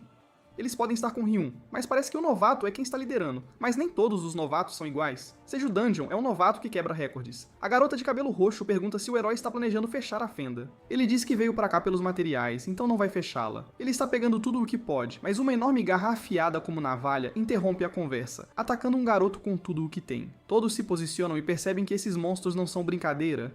Seju diz para todos saírem do caminho e saca uma espada. O velho disse que se ele quiser o coração do Croco Azul, precisará pegar sua espada emprestada. O protagonista não se assusta na frente dos monstros e não perde tempo atacando-os. Eles são eliminados em apenas alguns golpes, e o pessoal da guilda comenta como o garoto é forte. À noite, no acampamento, eles falam sobre como Seu foi insano contra os Crocos Azuis. Mal dá para contar quantos ele destruiu sozinho, e um deles diz que foi assim que o garoto lutou contra a Cocatriz. O cara definitivamente não é um herói normal. Então Juan vai até ele e pergunta se ele terminou de coletar os corações, e ele diz que ela pode simplesmente olhar. Ela tenta descobrir o que ele vai fazer com tudo aquilo, mas muda de assunto e pergunta que tipo de carne é aquela. Cell diz que é carne de croco azul, e é totalmente comestível, o que a deixa enojada. Quer dizer, eles têm muita comida? Por que comer essa coisa nojenta? Ele apenas diz que ela não precisa comer. Jong pergunta se é seguro comer aquilo, e por que fazer isso quando eles têm tantos suprimentos. Mas decide experimentar porque Seu disse que é realmente bom. Ela dá uma mordida e percebe que tem um gosto muito bom. Então Jan se aproxima dele e pergunta como ele conseguiu conquistar a garota assim, porque ela nunca teve um namorado. Qual é o truque para levá-la a esse nível? Tipo, fazê-la comer aquela coisa nojenta. Nosso garoto se lembra de sua vida original então. Na Academia Imperial, antes de completar 20 anos, ele conheceu a dama Maisel Green. Depois dos 20, ele conheceu a filha da casa Leslie, Luende Leslie-Ann, e em seu último santuário em um mundo arruinado, ele conheceu Verônica. Zhang grita com ele, exigindo saber qual é o segredo dele. Zisha explica que o mel não persegue a abelha. A garota diz que essa é a coisa mais vergonhosa que ela já ouviu. De volta a São Paulo, Kang está tentando descobrir por que Ryun entrou na fenda quando a operação ainda nem começou e ela até levou Sishu, Jong e a guilda deles. Deve haver monstros valiosos em Santarém, mas, segundo a associação, é insanamente perigoso lá. O herói reclama que qualquer coisa envolvendo Sisu Dushan é imprevisível. Então Hong liga para ele perguntando se o pirralho ainda está vivo. Kang diz que ela o está apressando e pergunta se algo aconteceu. Ela diz a ele que o pai dela viu a notícia sobre o garoto ser rank esse e está insistindo para que o tragam de volta para casa. Kang diz que finalmente encontrou um bom parceiro de negócios e não quer decepcioná-la agora. Ele não vai deixar Sishu Dushan sair vivo do Brasil. Depois que ele desliga, ele diz ao assistente para ligar para Takashi e avisar que o pirralho está em um local isolado, então será fácil. Enquanto isso, na floresta, Ryun está preocupada com os monstros perigosos. Há uma besta lá fora chamada Lince, que Sishu obviamente já sabe. Ela diz que não vai impedi-lo, mas ele precisa usar isso. São protetores auriculares para que o Lince não paralise sua mente com seu grito, mas Sishu não os quer. E Ryun insiste que ele não deve subestimar o monstro, porque até a Associação Brasileira alertou sobre isso. Claro, nosso herói não poderia se importar menos. No meio da noite, uma raposa-lobo com um olho brilhante os observa. É o Lince, e todos surtam e cobrem os ouvidos. Todos, exceto Siasho. A coisa começa a uivar, e Ryun não consegue entender por que o cara não está se protegendo. Ele incendeia os punhos e pula para atacar. O Lince tenta correr, mas Sitch o persegue, e a guilda o segue. Então o monstro para de uivar, mas chama sua matilha. Um deles olha diretamente para Ryun, congelando-a no lugar. Sishu cobre os olhos dela, dizendo que não é o uivo, são os olhos. Ele diz para ela manter os olhos fechados e parte para a ofensiva. Então vem sua primeira forma, Kirita Milagro Rúculo. O milagre nascido de um único ponto. Sua espada dispara bolas de fogo direto no Lince. Seus companheiros de guilda ficam tipo, que diabos é essa técnica? E logo sua espada inteira está envolta em chamas perigosas. Os monstros nem têm tempo de fugir de um ataque tão forte e preciso. Todos se protegem da onda de choque. A destruição que deixa para trás é massiva. Basicamente nada sobrou do Lince, e um enorme pedaço das árvores foi incinerado. Os que sobreviveram estão basicamente mortos de qualquer forma, queimados até virar pó. Na verdade, um sobrou para contar a história, e ele tenta, pateticamente, usar seu poder de paralisia. Para Cell é só vergonhoso. Ele diz que está guardando aqueles olhos porque serão úteis. Todos estão sorrindo, dizendo que foi inacreditável, e que não é nem nível humano. Eles até acham que ele é mais forte que Shabri Alphonse, ou que está no nível de Kane Lester, o herói mais forte do mundo. Enquanto caminham, algo começa a sair rastejando da água turva da floresta. São criaturas sedentas de sangue, tipo zumbis. Um dos membros da guilda diz que eles têm consciência zero, porque os mortos não têm cérebro. Os zumbis avançam e levam um soco tão forte que os acaba de vez. E lembre-se, além de ser forte, Salbei é insanamente rápido, então ele os elimina quase instantaneamente, enquanto a guilda apenas fica lá assistindo ao show. Depois disso, Rin perguntou onde ele aprendeu esgrima, porque ela quer aprender também. Ele sabe que no mundo pacífico ela não precisará realmente, então ele apenas pergunta quando ela usaria. A garota de cabelo roxo fica brava por ser ignorada porque, olá, ela é rank S2 e diz que vai usar pelo menos uma vez antes de morrer. Eles continuam discutindo como um casal bobo, e então finalmente seguem para a fenda. John pensa que foi graças a Salbei que eles limparam tudo sem nenhum problema real, e que da próxima vez que entrarem para fechar a fenda será super rápido. Quando eles entram, Ryun reconhece uma voz gritando em japonês. É Ryoma Takashi, ex-Yakuza, herói Rank S da guilda Tegoku. O cara assustador diz que hoje ele finalmente ia se divertir com Ju-Yun, e esse pirralho está atrapalhando. Ele diz pra Sal sair da frente rápido ou vai ter a cara esmagada ou pior. Sal comenta que seus companheiros de equipe não gostam muito dele, o que faz Ryun perceber que o cara entende japonês. Sal Dojun mesmo estudou japonês, então está em suas memórias, mas o que importa agora é que Takashi está puto. Os capangas do japonês começam a reclamar que o garoto insultou o chefe deles. Nosso herói não poderia se importar menos. Tensa, Jung pensa que isso é complicado, mesmo pra Sal, porque o cara é o quinto melhor do Japão. Então ela tenta acalmar os dois lados e impedir que as coisas virem um desastre, mas Takashi manda a vadia calar a boca. Isso deixa os companheiros de guilda dela furiosos e as coisas ficam ainda mais complicadas. Jung se apresenta dizendo que é da guilda coreana Magnolia Violeta e pede para todos se acalmarem. O japonês diz que nunca ouviu falar deles e pergunta se ela está procurando um homem. Se sim, ela pode esperar. Jung tenta intervir, mas o cara agarra o braço dela e Sal se move para protegê-la e leva um soco na cara. Takashi diz que vai matá-lo depois e cuidar dos negócios, mas por enquanto o garotinho deve esperar, é quando Sal percebe que é uma provocação planejada e ele vai morder a isca. Então ele lança um soco pesado no valentão, mandando-o voar vários metros para trás. O protagonista diz para todos recuarem e diz que ele deu o primeiro soco, é autodefesa. A equipe do japonês se prepara, mas o garoto os avisa que agora é 1 contra 1, os peixes pequenos devem sumir. Então Takashi tira a camisa e exibe seu físico de nível divino. John reza silenciosamente para que Cell o mate só pela metade. Sem perder tempo, o garoto pisa na cabeça do cara, esmagando o rosto dele no chão, então ele continua com um combo, lançando-o para longe de novo. Takashi está atordoado, se perguntando como esse pirralho pode ser tão forte. Ele percebe que vai morrer e entra em pânico, então sai correndo, morrendo de medo, mas no segundo seguinte, Tou já está bem na frente dele. O protagonista diz que imagina que alguém o mandou começar essa luta, e ele pode adivinhar exatamente quem. Takashi implora por misericórdia, mas nosso herói não está muito afim disso. O garoto acerta um soco monstruoso no lado direito do rosto dele, e Takashi cai no chão, provavelmente apagado de vez. Jong até esperava, mas jamais imaginou que seria tão humilhante assim. Aí o Su pisa na nuca do japonês, e a garota de cabelo ciano implora pra Ryun dizer alguma coisa, senão a coisa vai virar um velório.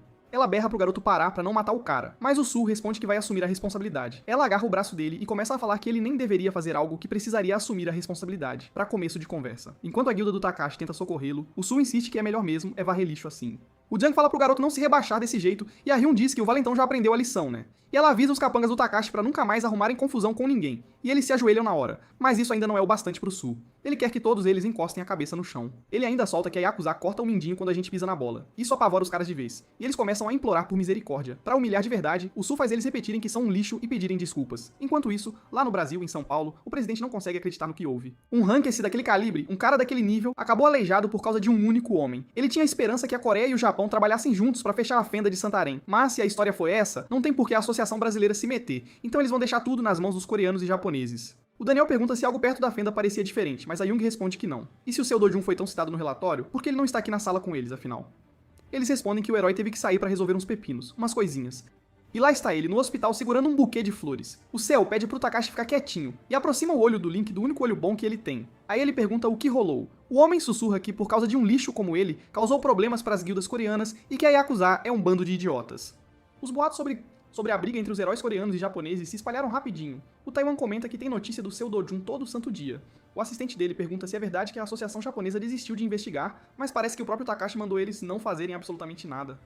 Deve ter alguma coisa que até o Japão quer evitar, né? Em breve, graças a esse novo herói Rank S, o equilíbrio do mundo dos heróis vai balançar de vez. A operação para fechar a fenda brasileira é amanhã. Os coreanos conversaram com heróis do mundo todo, compartilharam seus planos e uma festa pré-batalha está para começar para levantar o moral. E sem dúvida, a estrela da noite é o seu Dojun. O boato de que ele deu uma surra daquelas no Takashi virou notícia mundial. Todo mundo só fala nisso, e o garoto nem se gaba. Veja só, o Jang pergunta pra Hyun se comparados a esse jovem, eles são só uns medianos, mas a de cabelo roxo nem tá prestando atenção. A Shio está batendo um papo com a Gloria Tyler, uma Rankesse americana e dizem a heroína mais linda do mundo. A garota com cicatriz dá um tapa na amiga e pergunta por que ela tá ali só sentada, parada. A Hyun se aproxima, morrendo de vergonha. A Gloria se afasta, diz que foi divertido e o chama de Castle. A garota pergunta se o protagonista tem um nome em inglês, tipo assim. A Shio explica que esse era o nome que ele usava antes de começar a ser chamado de Doujin. Isso faz a Hyun se perguntar se ele morou no exterior quando era criança, e a deixa meio irritada que ele nunca tenha falado nada sobre isso. Enquanto isso, o Kang observa os dois e chama o Takashi de um baita idiota por não ter conseguido um cara desses, então o trabalho vai acabar caindo nas costas dele. É aí que a Ryun avisa o CO pra tomar cuidado, porque mesmo que ele seja forte, os inimigos nem sempre jogam limpo, né? Ela ainda completa que o Takashi tem aliados bem próximos, mas o cara nem quer saber, porque eles devem ser iguais a ele, covardes e fracos, só bancando os durões. Ele diz que não tem problema nenhum e olha direto pro Kang. Isso deixa o homem furioso, pensando que quer matá-lo com as próprias mãos, tipo assim. Mais tarde, na entrada da fenda, a Zong nota que é diferente das outras, toda nublada e escura, mas a colega de equipe dela não tá nem um pouco assustada. Afinal, eles têm 2 heróis rank esse com eles, então todo mundo se prepara pra entrar, mas o Su tá sentindo algo esquisito, e aí pergunta o que é. Nem a John sente nada de diferente, mas o garoto diz que a concentração de mana subiu demais. Tem alguém nas sombras esperando que chegue aos 30%. O Ser os chama de meros insetos e diz que queria que todos eles morressem só com aquilo, de uma vez. A guilda começa a sentir uma dor e a sufocar, o Su percebe que a qualidade dessa mana é totalmente diferente, muito mais densa do que lá na Floresta Partitua. A Yun se dá conta que é a primeira vez que ela o vê tão tenso assim, algo muito sério está rolando. A Zen fala pra todo mundo se acalmar, porque isso é uma característica dessa fenda, e já que os corpos deles estão mais pesados, precisam ficar super alertas. Ela diz pra Hyun e pro Su focarem em proteger a formação. A Yun concorda, e o protagonista sabe que essa é a jogada mais segura, sem dúvida. Todos eles decidem seguir em frente, porque o objetivo principal é fechar a fenda, custe o que custar. Enquanto o Su estava entrando na fenda de Santarém, uma equipe de caçadores franceses, coreanos e brasileiros estava fechando outra fenda lá em Manaus, e eles estavam sendo brutalmente atacados por abelhas assassinas, tipo um enxame. O Park Hyo se dá conta que não faz o menor sentido, porque abelhas são monstros que até Rank C conseguem caçar, e mesmo assim, até Ranks A estão sendo feitos em pedaços. O herói sente o corpo dele ficando pesado. Normalmente, ele conseguiria acabar com elas rapidinho, sem esforço. É bem difícil saber quantas pessoas vão conseguir sair de lá com vida, viu? Em Santarém, um monte de orcs está atacando nossos heróis sem dó nem piedade. A equipe está super confusa, porque normalmente orcs negros não são tão fortes assim. Todo mundo tá dando o máximo, mas não tá adiantando de nada contra eles. Aí a Yun salva a colega de equipe de um golpe que seria fatal, e ela imediatamente contra-ataca aquele monstro enorme e musculoso. Com uma velocidade absurda, ela o cerca por trás e acerta um chute na nuca. Depois, ela dá a volta de novo, e pisa com tudo na coluna dele. O orc fica furioso e tenta cortá-la com um machado, mas acaba acertando um dos seus, de tão rápida que ela é. Em seguida, a Hyun acerta outro golpe pesado e a criatura voa longe. Os colegas de equipe dela quase tinham esquecido o quão forte ela é, já que estavam vendo o Ciel lutar tanto, mas ele também está detonando tudo. O Stan está preocupado de eles estarem enfrentando esse nível de problema logo na entrada, tipo assim. Mesmo com os dois fechando não vai ser nada fácil. O Ciel aponta pra Hyun uma ondulação preta no orc que você só consegue ver se focar bem. É por isso que os monstros estão ficando cada vez mais fortes, sabe? É mana escura. Minutos depois, nossos heróis já estão enfrentando um tipo de monstro totalmente diferente, os ghouls do pântano, e eles são fortes demais, viu? Todo mundo está se virando como pode. Um deles levou um golpe tão forte que rasgou a armadura de combate. A Xuan protege a colega de equipe de um golpe fatal, e ela se dá conta que se os ghouls do pântano estão assim, os Velkhara vão ser muito piores, com certeza. Se cada fenda no mundo estiver turbinada desse jeito, isso é um problemão gigantesco. Lá na fenda de Manaus, o Park Hyo se dá conta que os heróis Rankesse brasileiros e franceses estão mortos. Eles foram simplesmente aniquilados por uns poucos Velkhara. Em Santarém, o Ciel está falando a mesma coisa. Esses monstros infundidos com mana escura são perigosos demais. Um verdadeiro terror. A Hyun só agora se dá conta que é essa ondulação que está deixando os monstros mais fortes. É mana super concentrada que foi injetada direto nos corpos deles. Mas a garota nem faz ideia do que é mana, pra ser sincera. Ela acha que é alguma coisa de videogame, sabe?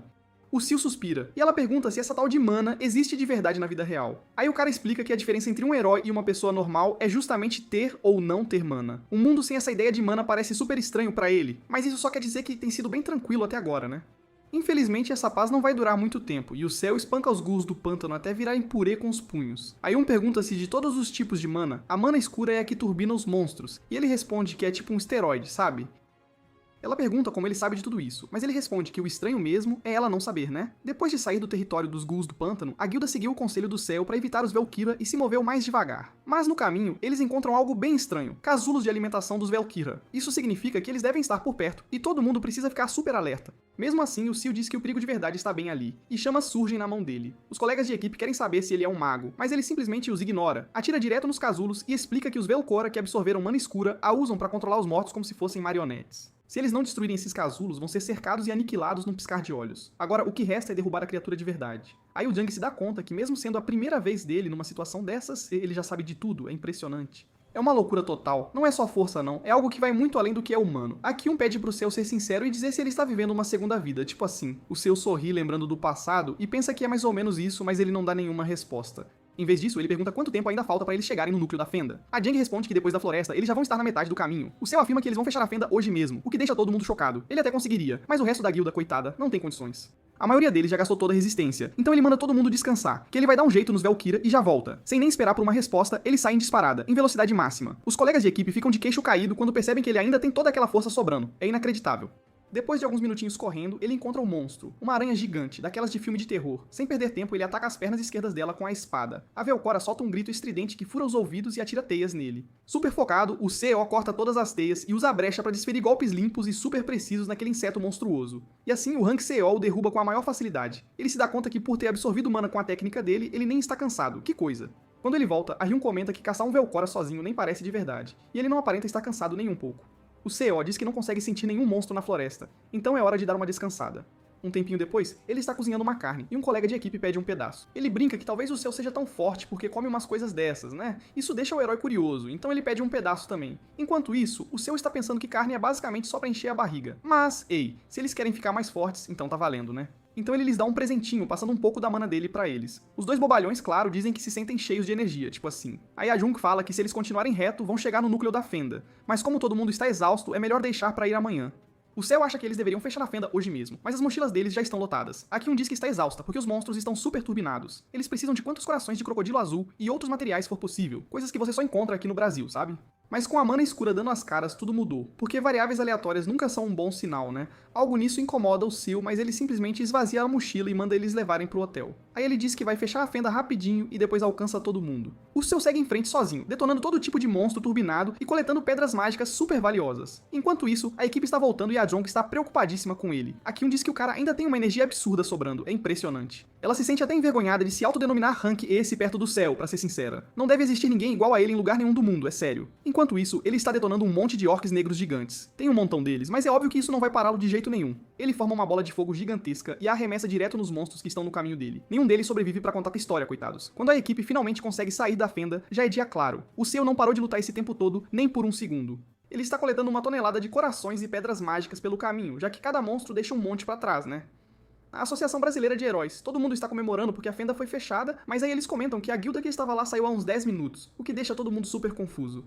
10 minutos antes, o Céu estava enfrentando um ogro gêmeo de 2 cabeças, uma coisa bizarra. Segundo ele, é uma criatura que evoluiu super rápido por causa da mana escura, e lá está o núcleo da fenda, bem atrás daquele trambolho feioso. O Céu se prepara para dar um fim nisso de uma vez por todas. Ele faz a espada dele explodir em chamas, dando início à segunda forma do estilo espadachim Vandian, dizendo Grammy Grimoire fora. A magia se desenrola em linhas, é um ataque brutal que acerta em cheio o ombro direito do ogro, sem dó. O Seu dá um sorriso e diz que está só começando, aí ele balança a espada de novo. O monstro berra de dor e tenta esmagar o garoto, mas o Seu desvia com agilidade. A espada dele acende mais uma vez, e ele acerta um monte de golpes limpos e super precisos no ogro de 2 cabeças. No processo, o grandalhão perde uma perna e mais algumas outras partes, incluindo a própria vida, coitado. Agora o núcleo está bem ali, na frente dele. Mesmo estando tão perto do centro, a concentração de mana escura não mudou nadinha, o que significa que ela não está vindo do núcleo, de jeito nenhum. Nosso protagonista se dá conta que alguém causou tudo isso, com certeza. Pra inundar uma fenda com tanta mana escura, você precisaria de um Lorde Morto-Vivo, ou quem sabe, um Lich Imperial. Mas se eles estivessem de fato por lá, a maior parte da vida na Terra já estaria virada em zumbi, então é complicado afirmar com certeza. De qualquer forma, se for uma força externa, fechar a fenda não vai resolver o problema de verdade, né? Mesmo assim, o Céu acerta um soco pesado no núcleo roxo, estraçalhando-o completamente em um monte de pedacinhos. De volta ao QG, o presidente Daniel está lendo os relatórios com uma expressão de puro choque no rosto. De um lado, numa equipe de 3 países, apenas um Rank S sobreviveu, e a outra equipe não só fechou a fenda, como cada um dos membros saiu vivo, intacto. Os relatórios das outras equipes nas fendas começaram a chegar, e a maioria delas falhou e já está voltando para casa. O presidente está super confuso porque cada equipe tinha pelo menos um herói rank esse, então a única equipe que conseguiu ter sucesso foi a da Hyun, a equipe coreana. Mas a fenda só fechou depois que eles já tinham ido embora. A Hyun deve chegar no QG a qualquer minuto, e o Daniel precisa conversar com ela, urgentemente. Levou 1 hora inteira para chegar no QG brasileiro depois que eles saíram da fenda. Nesse meio tempo, o Céu já tinha fechado a primeira e entrado na segunda, e ele se deu conta que o núcleo dessa está debaixo d'água. Enquanto isso, a Hyun está contando a história toda pro presidente, e ele simplesmente não consegue acreditar no que houve. Ela diz que os outros ranks se morreram nas zonas deles, coitados. Ela explica que se não fosse pelo Só, ela também estaria morta, com certeza. O presidente não quer acreditar que os monstros ficaram mais fortes por causa dessa mana escura e ganharam poderes que conseguem derrubar heróis rank esse. É demais pra ele. E o que é ainda pior, esse seu Dojun é mais forte que tudo isso junto, é inacreditável. Para completar, eles receberam relatórios de que várias fendas lá no sul foram fechadas. A Hyun pensa que talvez a mana escura não tenha dado as caras por lá. Mesmo assim, eles não podem baixar a guarda de jeito nenhum. Ela contou pro Daniel que a cor da entrada mudou. E essa é a única forma de saber por enquanto, né? Ele faz uma ligação, basicamente berrando para eles verificarem a entrada de cada fenda no Brasil imediatamente, sem perder tempo. Quando ele sai da sala, a Hyun liga pro Taiwan e conta tudo, tintim por tintim. Mas lá na Coreia está tudo normal, sabe? Nenhuma mana escura. Mesmo pra Ranks S, enfrentar um monte de monstros nesse nível de poder é simplesmente demais, é um absurdo. E se o monstro-chefe conseguir esse tipo de poder, aí sim vai ser um desastre total. Uma catástrofe. Todo mundo precisa se preparar, e rápido. Em fendas que tem rios, lagos ou ilhas, o núcleo geralmente fica debaixo d'água. Mas é óbvio que humanos não conseguem respirar lá embaixo, né? O herói da Nova Zelândia, o tal do Even Looper, é um rank esse que se especializa em combate subaquático, veja só. Ele cobra uma fortuna para lidar com fendas debaixo d'água porque depois que despertou como herói, ele ganhou a habilidade de respirar lá embaixo, sem problemas. Lá embaixo, a mana escura é ainda mais densa, mas o céu entra mesmo assim, sem pensar duas vezes. Está tudo escuro lá, provavelmente por causa da mana, né? Primeiro, o protagonista se estabiliza na água, e só depois se ajusta à resistência do ambiente. Assim que ele chega no fundo, um monstro marinho gigante o ataca sem dó. É um Arracon, que se enrola no garoto como se fosse uma cobra. O céu foca o poder dele e explode a criatura bem no meio, dividindo-a em 2 pedaços nojentos. E na mesma hora, piranhas assassinas aparecem para devorar os restos. Se até o Looper visse isso agora, ele ficaria completamente chocado, sem dúvida. Nosso herói nem se dá o trabalho de se estabilizar para você ter uma ideia. Os pés dele estão firmes no fundo, e ele está desferindo socos na mesma velocidade que em terra. Mas é inimigo demais, tudo de uma vez só. É aí que ele nota algo no fundo, um peixe preto meio assustador, com os olhos brilhando intensamente. O garoto não estava esperando dar de cara com um Aracromos bem ali. No mundo antigo dele, todo mundo que virou uma lenda tinha uma coisa em comum, sabia?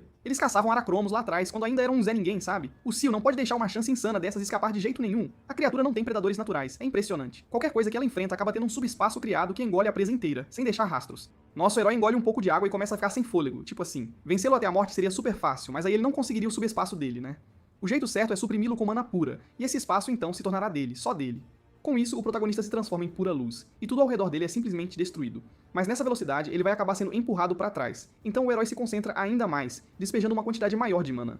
No processo, ele absorve a mana escura que vem das profundezas. O nariz dele começa a sangrar, talvez isso seja um pouco demais para o corpo dele no momento. Mas é hora de ir com tudo, de uma vez só. Lá na superfície, uma parede de água gigantesca jorra para cima, levando peixes e arcel, que agora possui o subespaço de Ecremos. Quando ele acorda, está em outro lugar, com passarinhos bicando ele. Ele solta um espirro enorme que espanta os bichinhos. Percebe que sua mana aumentou em comparação com antes, então sim, valeu a pena. Mas a maior vitória de todas, sem dúvida, foi o subespaço. Ele joga as tralhas dele lá dentro e se espreguiça. Não tem mais nada pra fazer nessa fenda, então ele vai fechar e voltar pra cabana. Enquanto isso, na Associação Coreana de Heróis, as mortes são confirmadas. Taiwan está chateado porque perderam pessoas que realmente não podiam se dar ao luxo de perder. Uma perda e tanto. Ele também menciona que seu Dojun conseguiu fechar alguns pontos. O cara é ainda mais impressionante do que o esperado. Com o incidente Takashi sendo um tópico tão quente, as consequências serão ainda maiores. E nas fendas coreanas não há anomalias como as do Brasil, mas você ainda não pode baixar a guarda nem por um segundo, é bom ficar esperto. O presidente do Brasil, Daniel Lopes, é mesquinho e vai querer espremer céu até a última gota, enquanto ele estiver em solo brasileiro. Mas o assistente aposta que o presidente Lopes vai acabar sendo o único a ser pressionado pelo garoto, e não o contrário.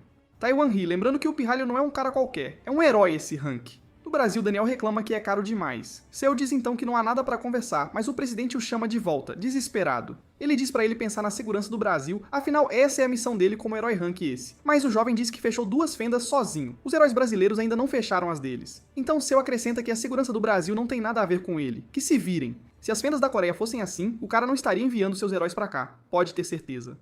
O assistente diz que a situação é crítica. Cada fenda num raio de 500 km centrado em Santorain está inacessível. Se algo assim acontecer de novo, será o fim do Brasil. Um desastre total. E um diz então que é simples. Apenas faça o que Seu pediu. Comparado à segurança do Brasil, não é tanto assim. É um preço justo. Daniel concorda e diz que para cada fenda fechada, ele receberá 50 milhões de dólares. Seu diz que pelas 2 já fechadas, 100 milhões de dólares precisam ser depositados. Sem falta. Com esse tipo de dinheiro, ele facilmente conseguirá a casa mais segura que o Céu de João original pediu. A promessa foi cumprida, e esperamos que o garoto esteja satisfeito. Então a associação concordou, e Céu assinou um contrato que o força a manter a boca fechada, um segredo bem guardado. Houve um funeral para os heróis, e todos estavam tristes, claro. Depois disso, a guilda está almoçando quando John pergunta se Seu vai para a próxima fenda com eles, mas o garoto ainda não decidiu, porque enquanto ele fecha uma, a equipe pode ir para a entrada da outra. E Jong diz que assim eles fecham essa fenda juntos, então podem eliminar tipo 3 por dia, que maravilha. Pelas que eles fecharem juntos, eles receberão uma parte da recompensa dele. Seu também diz a Hyun para não fazer muito, apenas ficar segura. Todo mundo pensa que os dois estão namorando, que fofos. Mais tarde, já dentro da fenda, um ciclope tenta atacar o herói, coitado. O garoto sorri, sabendo que está prestes a ganhar mais dinheiro. O soco dele acerta bem na bochecha do ciclope, esfarelando seu rosto, mas não o derruba, o que faz Cell perceber que este é durão, um osso duro de roer. Então, quando o ciclope o ataca, o garoto decide tentar uma nova técnica. Ele pisa no braço do monstro e chuta direto no rosto, mas o grandalhão musculoso ainda está bem, e agora está puto da vida. Então, bem quando o ciclope estava prestes a socar o garoto, Cell abriu seu subespaço e o punho dele foi para o nada. Que truque! Então a mão dele apareceu em outro subespaço, socando a parte de trás da própria cabeça com força. Seu percebe que isso não é eficiente em uma luta porque o custo de mana é muito alto, um desperdício, então chega a notícia de que a fenda de South Maru foi fechada e rápido. Daniel não consegue acreditar que foi fechada em apenas 8 horas, e o dinheiro foi depositado na conta de Seu. Nesse ritmo, eles vão queimar bilhões em apenas alguns dias, uma fortuna. O presidente percebe que não podem deixar ele levar tudo, mas se pagarem atrasado, Seu pode simplesmente desistir. E aí, como fica?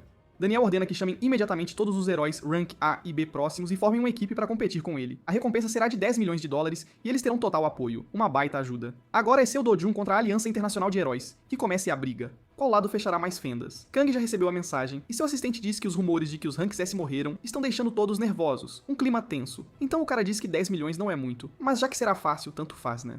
Ele percebe que todos vão juntos como uma equipe, o que será uma droga se acabarem presos com Seo. Mas então eles notam que o nome do pirralho não está na lista, nem o de Hyun-Joo Young. Isso é muito suspeito, hein? Enquanto caminham, a garota pergunta ao protagonista se a associação está realmente pagando corretamente. Ela diz que os pagamentos devem ser um fardo enorme, por isso reuniram todos os outros heróis. Hyun pensa que o garoto está sendo generoso, e a associação é quem está sendo sorrateira, com certeza. Eles já reservaram os fundos que prometeram, então dinheiro não é mais o problema, tem algo a mais. Algo mais está acontecendo com certeza. Assim como a Associação Brasileira esperava, a competição obteve resultados rápidos de ambos os lados. Às 15 horas, a Fenda 035 foi fechada por Cell e a Guilda Flor de Seda, um trabalho em equipe. Às 17 horas e 10 minutos, a Fenda C012 foi fechada pela Aliança de Heróis. Um Rank S e 5 Ranks A levemente feridos e 2 Ranks A seriamente feridos, um custo alto. Às 21 horas e 50 minutos, a Fenda A037 foi fechada por Cell sozinho, sem ajuda. E com as coisas se movendo assim, vários dias se passaram e todos na associação têm olheiras, exaustos. As fendas de mana escura estão sendo fechadas rapidamente, mas as normais estão sendo ignoradas. Agentes estão monitorando as coisas 24 horas por dia, 7 dias por semana, mas qualquer coisa pode acontecer a qualquer momento, é um perigo constante. E então, de repente, Seu Dojun e os heróis finalmente fizeram algo. A Fenda B041 foi fechada, e finalmente acabou. Ufa! O assistente diz a Daniel que todas as fendas num raio de 500 km de Santorain foram fechadas. Que alívio. Todas as de mana escura foram seladas, mas ainda há algumas normais que poderiam ser resolvidas em um dia. Haverá uma festa de confraternização para os heróis e agentes que se esforçaram tanto merecido. Lá, Zhang se aproxima do presidente para se despedir porque eles estão voltando para a Coreia. Missão cumprida. Daniel diz que ainda há um monte de fendas. Eles deveriam terminar a operação. Horas. Eles dizem que sua equipe foi designada para Santarém desde o início, agora eles precisam ir para casa. O presidente insiste que pelo menos se deveria ficar, e ele pede para falar com um garoto em particular, um papo sério. Yun diz que o garoto já ganhou muito dinheiro e conseguiu muitos materiais, então ele deveria ir embora, sem mais delongas. Mas talvez a garota só queira ficar perto de Si, quem sabe? O garoto para de falar com Daniel e vai encontrar a Raposa Branca, curioso. Então, Jong insiste que Yun vá verificar se eles estão flertando, fofoqueira. A garota de cabelo roxo ouve a mulher dizendo a Castle pra pensar cuidadosamente porque é uma grande oportunidade pra ele.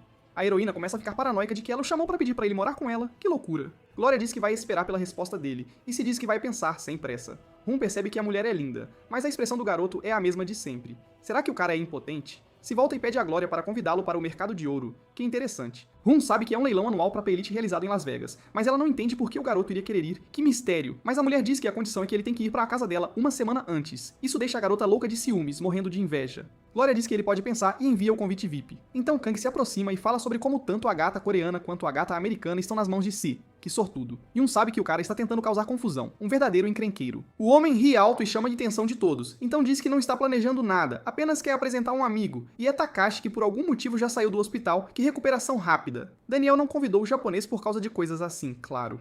Sei diz que ele parece melhor e Takashi diz que graças ao pirralho, ele teve uma experiência valiosa, que ironia. Nervoso, o presidente diz que o herói se recuperou. Ele não achou que o cara conseguiria, então nem o convidou, que gafe. Kang perde a cabeça com isso. Seu plano super cuidadoso não deu certo, que desastre. O cara diz que Takashi realmente deveria descansar porque as feridas que Seis lhe deu ainda devem doer, e muito. Ele até pergunta se Takashi recebeu um pedido de desculpas, então Seis pergunta a Takashi se a Yakuza é lixo, sem rodeios. O homem não consegue acreditar que o pirralho realmente disse isso. Totalmente destemido, o garoto repete e acrescenta que eles não contribuem em nada para a sociedade, são uns inúteis, são... Takashi parece que vai atacá-lo e Kang tenta impedir, mas o japonês o encara com um olhar faminto, cheio de ódio. Ele toca uma gravação de voz. É alguém dizendo que há uma certa pessoa no Brasil que precisa ser eliminada e logo. Seu Dojin. Eles só precisam lidar com o garoto dentro de uma fenda. E também, já que estão no Brasil, seria legal pegar umas gatinhas, né? O cara quer usar a chance pra dar em cima de Glória, ou Hyun Jo-yoon, porque ela passa uma vibe de nunca ter namorado antes. Que cara de pau. Seu não achou que os olhos de Lindsay seriam tão eficazes. Que surpresa. Kang Yeon-pyo escolheu o oponente errado. De agora em diante, ele vai sofrer bem devagar até desejar estar em um caixão, pode apostar. O homem diz que aquele cara da Yakuza arruinou tudo, e ele acerta um soco sólido no estômago dele, o que provavelmente acabou com o cara sem chance. Kang sai correndo, e Daniel diz pra irem atrás dele. Yun grita que Seu deveria pegá-lo, mas o garoto nem se mexe, que folgado. Ele poderia ter parado tudo isso. Foi definitivamente uma noite chocante, um escândalo. O incidente se espalhou pelo mundo inteiro instantaneamente e atingiu a Coreia e o Japão com força, um baque e tanto. Ambas as associações de heróis ficaram quietas enquanto a mídia desenterrava todo tipo de história sobre Kang e Takashi. E Hong definitivamente não está feliz, claro, está furiosa. Depois de destruir a casa inteira como qualquer garota rica e irritada, ela pergunta o que aconteceu com Kang Yeon-pyo e exige respostas. O careca diz que a Interpol e a Aliança Mundial de Heróis estão atrás dele, mas aparentemente ainda não o pegaram, que incompetência. Hong está nervosa e espera que o cara morra tentando resistir. Então ela pergunta sobre quaisquer pontas soltas, mas essas já foram resolvidas, tudo em ordem. Algo a está incomodando e está naquele telefone porque é pessoal e só a família dela sabe o número. Mas há uma mensagem recente. É de Kang dizendo pra ela cooperar ou ele vazará as provas. Que chantagem. Ela grita que estar conectada a Young-pyo é um desastre e ela joga um vaso no careca por ser muito lento, que raiva.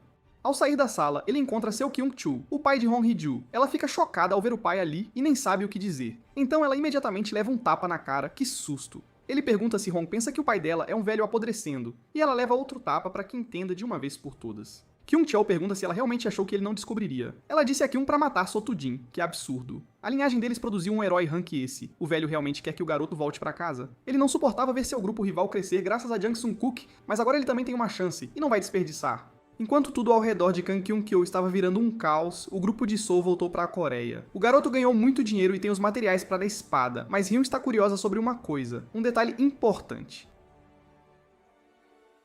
O garoto deixou Kang escapar de propósito? Sorrindo, o protagonista diz que sim, e que isso levará ao próximo passo, um plano maior. Em Seul, sua irmãzinha está se empanturrando de hambúrgueres, porque quando ele voltou para casa e viu sua família, ficou chocado. Uma surpresa e tanto. A saúde da avó dele estava muito ruim, uma situação delicada. Yoon não a levou para o hospital nem contou ao irmão porque, bem, ela é apenas uma criança pequena. O dinheiro que So conseguiu veio de arriscar a vida. Então a avó não deixaria Yoon usá-lo descuidadamente de jeito nenhum. Su explica que ir ao hospital porque você está doente não é desperdiçar dinheiro, é investir na saúde. Ele sussurra no ouvido da velhinha que foi ao Brasil e ganhou muito dinheiro, então vai cuidar dela. Com a avó no hospital, os dois a visitavam todos os dias e comiam hambúrgueres depois, um ritual.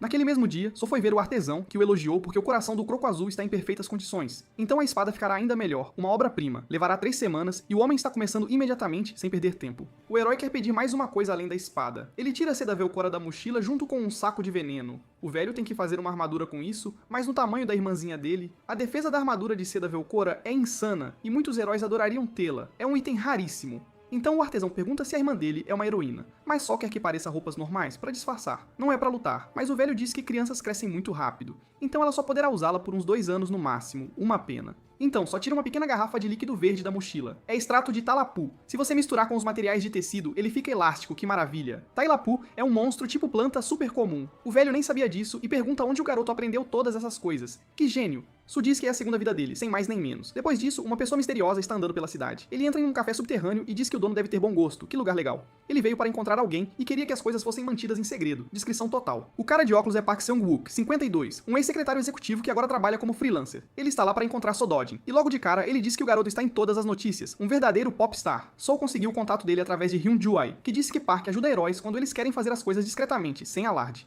Park diz que pode fazer qualquer coisa, desde que não seja ilegal, e pede um expresso. Sol diz que quer construir uma casa, e Park pensa, então não vai ser nada normal, né? Sol explica que precisa que seja a casa mais segura do mundo, em Seul, com um orçamento de 500 bilhões de won.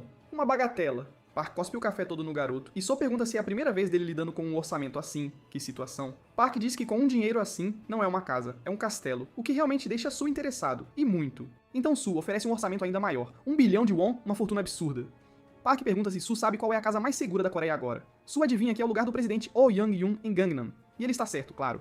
Custou 110 bilhões de wons, e o terreno sozinho provavelmente vale cerca de 80 bilhões. Só pode definitivamente fazer algo insano, mas em Gangnam não é realista porque você não pode realmente comprar terreno lá, já que uma fenda nunca aconteceu lá, é impossível. Então sim, você pode construir a melhor casa, só não na área mais segura, mas Sol diz que o lugar mais seguro não é Gangnam. Só as pessoas que moram lá dizem isso. É basicamente uma ilusão que a mídia criou, uma farsa. O fato de nada acontecer lá é apenas sorte, pura e simples. Mesmo no mundo arruinado, onde as regras eram diferentes, fendas aconteciam em todos os lugares, sem exceção. Seu quer um terreno no distrito de Guru, mas Park diz que houve uma fenda lá há alguns anos. E houve uma em Mapo recentemente também, mas Seu só quer Guru porque é perto, e ponto final.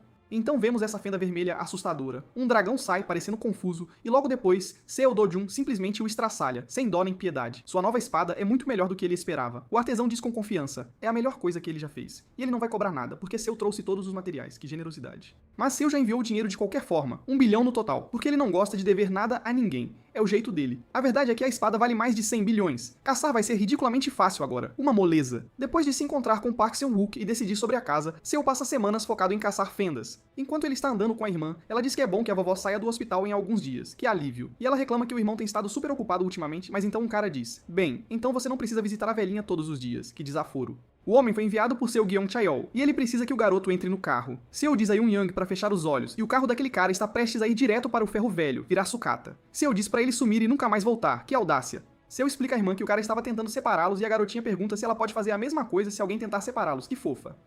Mas não há nada com que se preocupar porque o irmãozinho dela vai resolver e matar todo mundo, sem deixar rastros.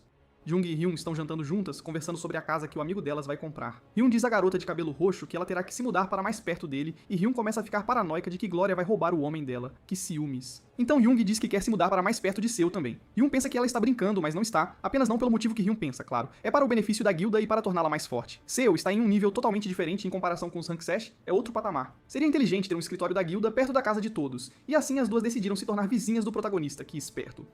De volta ao QG, Taewong diz que o garoto fechou 9 portões em 2 semanas. Como o pagamento não é barato, o velho o chamou para descobrir o que diabos estava acontecendo, que mistério. O palpite dele é que o garoto pensa que a Coreia está prestes a ficar perigosa como o Brasil, um cenário assustador. Por causa disso, o Seo recebeu mais de 45 bilhões, mas o cara apenas diz que é porque está bem na frente dele, e ele precisa de dinheiro para construir uma casa, simples assim. E ele também tem uma pergunta sobre a construção, porque depois daquele dia, um monte de negócios começou a acontecer em torno do terreno dele, que estranho. Primeiro, Tian e Jung, depois Taewong e os membros da guilda, e logo até alguns heróis e especuladores entraram na jogada, uma verdadeira corrida. Enquanto isso, Kaiwon ainda diz que o sangue não mente, é a verdade. O velho descobriu sobre a compra dele e os fez comprar todo o terreno ao redor. Os rumores continuaram crescendo e crescendo, atraindo mais compradores, e os preços dispararam, uma loucura total. Mas Saiki já havia garantido sua parte, esperto que só ele. A parte estranha é que a casa é muito pequena para um terreno tão grande. Aparentemente, o espaço extra é para tornar o lugar seguro, uma estrutura arredondada com uma parede externa bem protegida. Assim pode ser construído rápido, e Taiwan cuidará da parte burocrática sem problemas. Em seguida, nosso herói já está dentro de um portão, e Taiwan menciona o pedido de Serro para domar monstros, o que o pegou totalmente de surpresa, porque ninguém fez isso antes. Mas o velho lhe deu permissão para criar monstros em sua terra. Que ousadia. A parte mais louca é que o pirralho quer criar alguns Cassirians, e ele já está no processo de capturar um. Que ideia! Uma hora depois, o monstro está quase destruído e exausto. Serru o acaricia e diz que voltará mais tarde, que fofo. De manhã cedo, Serru liga pra Hyun para pedir um favor. Ele quer saber se o cara da pedra lida com pó de pedra mágica, mas a garota diz que a energia se perde quando vira pó. Que pena. Na frente de um portão, o protagonista diz que precisa, mas a garota de cabelo roxo continua fazendo um monte de perguntas, curiosa que só. Enquanto isso, eles estão construindo a parede ao redor da casa. Os guardas que protegerão o interior serão trazidos quando a construção estiver quase pronta, e também há um dispositivo para amortecer choques externos como terremotos. Para fazer isso, nosso herói vai precisar de pó de pedra mágica, então ele está lutando contra um ciclope enorme, que desafio. Usando seu subespaço e sua espada insana, ele ativa a terceira forma de espada da família Bandian, Spirak Freito Catastut, que faz sua lâmina brilhar em vermelho. É uma espiral de destruição escondida dentro daquele brilho, um poder incrível. O Ciclope nunca viu nada parecido com seu único olho, que surpresa. Um monte de buracos enormes são abertos no monstro, e ele consegue uma pedra mágica roxa. Então ele a quebra em pedacinhos e a guarda em um pote para usar depois. Mas pensando bem, portões também são choques externos. Talvez ele possa amortecer esses também. Isso seria incrível, uma grande vantagem. Enquanto Seo Jun estava ocupado limpando portões e visitando sua avó, uma notícia séria surgiu de que o garoto é neto do presidente Kyung-chul, que reviravolta. Esse era o plano do velho. Agora todo mundo vai ver o Seo como neto dele. O povo já comentava que tinha algo estranho. Um moleque tão novo virar Rank S. Com certeza foi grana, né? Um puro filhinho de papai. O protagonista começa a coletiva dizendo que nasceu filho ilegítimo, abandonado ainda criança, e segue contando sua história, a vida real de Seo do Jun.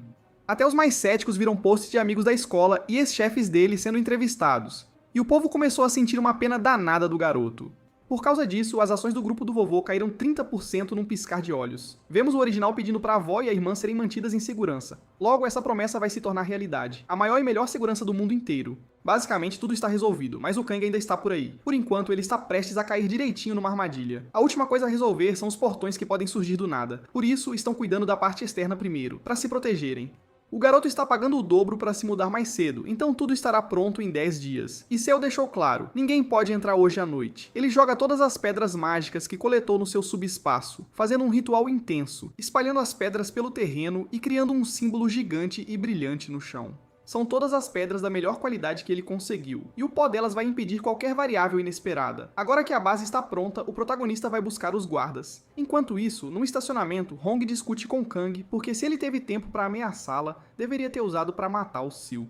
A mulher criou identidades falsas. Ele conseguiu um lugar pro cara ficar e tudo mais. Agora ela quer a cabeça do pirralho. O herói explica que parou de se preocupar com quem o fez assim, e está focando apenas no garoto. Hong pergunta se ele tem medo do jovem, e Kang manda ela calar a boca e ficar escondida porque brigas entre Hanks esse não são brincadeira. Pra fazer direito, ele vai ter que fazer a garotinha e a velhinha de reféns, mas o garoto não vai abandonar a família. O homem está pronto para exterminar a família inteira se precisar, e ela ainda pergunta se ele está com medo. Agarrando-a pelo pescoço, Kang grita que ele sempre mata as pessoas que diz que vai matar. Seu Doshi não pode proteger a família para sempre. No momento em que ele escorregar, eles serão sua presa. Se Hong entender isso, ela vai calar a boca e sair do caminho, porque o homem disse que vai conseguir, custe o que custar. Num castelo assustador, só há Cavaleiros da Morte, não há diferença real entre o chefe e os monstros. Há 3 deles na porta, e não são fáceis de caçar. Como não têm corpos físicos e não sentem dor, se você não cortar o núcleo da alma deles, não vão cair. Os Cavaleiros da Morte mantêm as habilidades que aprenderam quando eram humanos, e cada um bate forte no seu próprio estilo. Lutar com eles de mãos vazias seria um desrespeito. Essa é a primeira batalha realmente intensa para o nosso protagonista, mas o deus da espada obviamente adora uma boa luta de espadas. Ele segura uma espada desde que aprendeu a andar. Kal Dodin vai usar as técnicas secretas da família Bandaian, e sem usar nenhuma outra arte marcial, vai limpar o lugar usando apenas sua esgrima insana. Esse pequeno desafio que ele se impôs é bem divertido. Agora só sobrou um Cavaleiro da Morte. Dentre os normais, o garoto sabia que haveria um mais forte. Ainda assim, o decepciona. É só um elite, atacando com tudo que tem. A diferença na afiação da lâmina é óbvia. Nosso protagonista está realmente gostando dessa luta. Os ataques são bons, limpos, precisos e sanguinários. E esse aí vai se tornar guarda de Sao Shujun. Ele conseguiu 5 guardas de elite em 2 dias, e isso é o suficiente por enquanto. Ele só precisa de um cão de guarda. Caçarian está furioso com esse humano e manda ele sair do ninho, mas Zot não está aqui para brincadeira hoje. Irritado, o monstro chama de pirralho arrogante, mas então percebe que esse humano está em outro nível. Ele é insanamente forte. No instante seguinte, o garoto está montando Caesarian, voando para fora pelo portão. A fera está confusa porque o lugar dela é lá dentro, mas não tem escolha. Nas ruas as pessoas estão apavoradas, vendo o Caesarian voando por cima. Sosh diz para a coisa ter cuidado e não bater nos prédios. Parece que está prestes a se rebelar porque isso é humilhante, então solta um rugido que quase estoura os tímpanos dos civis. O protagonista manda o monstro parar de assustar os vizinhos e voar em silêncio, e eles voam sobre as Ilhas Marianas, no Oceano Pacífico, até chegarem onde as fendas podem se manifestar. Se uma se abrir numa ilha remota e as ondas continuarem acontecendo, o lugar vai virar um covil de demônios, exatamente como este. Então Soji manda Caesarian matar todo mundo lá, do jeito que quiser. Uma briga massiva entre gigantes e monstros explode, e todas as pedras mágicas vão para o pequeno espertinho. Ele vai levá-lo para passear o tempo todo. Um tempo depois, a casa de Sododion está pronta. Um nível de subsolo e 3 acima do solo, com os melhores sistemas de tecnologia. A vovó diz que não é uma casa, é um palácio, e pergunta o que é aquela coisa dormindo no quintal. Sushao diz que é como ter uma galinha numa fazenda. O garoto diz à pequena que ela pode mexer no que quiser na casa nova. Então Juan diz que há uma energia estranha no porão e pergunta se ele está criando algo além de Caesarian. Mas o jovem deixa claro que não é nada perigoso, e a agradece por cuidar dos dois enquanto ele estava fora, e a convida para jantar no fim de semana, só os dois, sozinhos. Mas naquele fim de semana, eles já tinham planejado ir ao parque de diversões com Iwan Young. O garoto estava tão focado na caça que esqueceu, então Iwan pede para ir junto, e enquanto eles andam pelo parque, as pessoas sussurram sobre 2 Hanks S juntos. Eles se divertem muito em todos os brinquedos. No fim do dia, Seu agradece Juan por sempre cuidar da família dele e pede para ela continuar fazendo isso. É como se o garoto a tivesse convidado para morar com eles. No carro, a caminho de casa, Seu sente uma intenção assassina e sabe exatamente quem é. Juan vai cuidar da pequena enquanto ele resolve isso. O herói pula de prédio em prédio até chegar em casa. Infelizmente, Kang já está lá dentro, lutando contra Kiserion e os Cavaleiros da Morte. Su imaginou que o cara esperaria até os dois saírem para ir atrás da vovó. Seu inimigo está em apuros e só agora percebe que o jovem está ali. Além de levar um soco na cara, ele é zombado pelo protagonista por não desviar e então leva um chute no estômago. Finalmente, Kang percebe que o nível de Só é insano, mesmo sendo ambos Rank S, isso atinge o ego dele. Mas uma luta direta é impossível, então ele decide ir atrás da família do protagonista. O cara bebe uma poção vermelha estranha, então seu braço cresce várias vezes o tamanho normal. Su sabe que é o Elixir da Oceanés, que te dá um braço esquerdo de titã, mas você só pode usá-lo uma única vez. O garoto pergunta se o cara esvaziou os bolsos no mercado negro. Kang grita que em vez de ficar de papo furado, ele deveria proteger a velhinha, esperando que quando a casa desabar com o terremoto, o pirralho corra para salvá-la. Mas Su apenas diz que Kang realmente usou um pouquinho do cérebro pela primeira vez, e ainda assim não adiantou. Ele menciona o pó de pedra mágica que absorve impacto, então a vovó está totalmente bem. De agora em diante, o corpo dele vai pagar o preço por tentar mexer com a família do protagonista, e então ele leva um golpe ridículo na nuca. Depois disso, um chute na lateral. Kyurem e os seguranças aparecem e impedem a garotinha de olhar. Kang Yeon-pyo mal sobrevive e é entregue à Associação de Heróis. Logo, o Sodojun original aparece em seus sonhos e o agradece por realizar seu desejo. O deus da espada fez muito mais do que ele pediu, então o que ele pode fazer para retribuir tudo? Mas não há nada a retribuir. No dia seguinte, Hyun pergunta se o garoto dormiu bem, e ele sorri, pensando que encontrou a felicidade ali.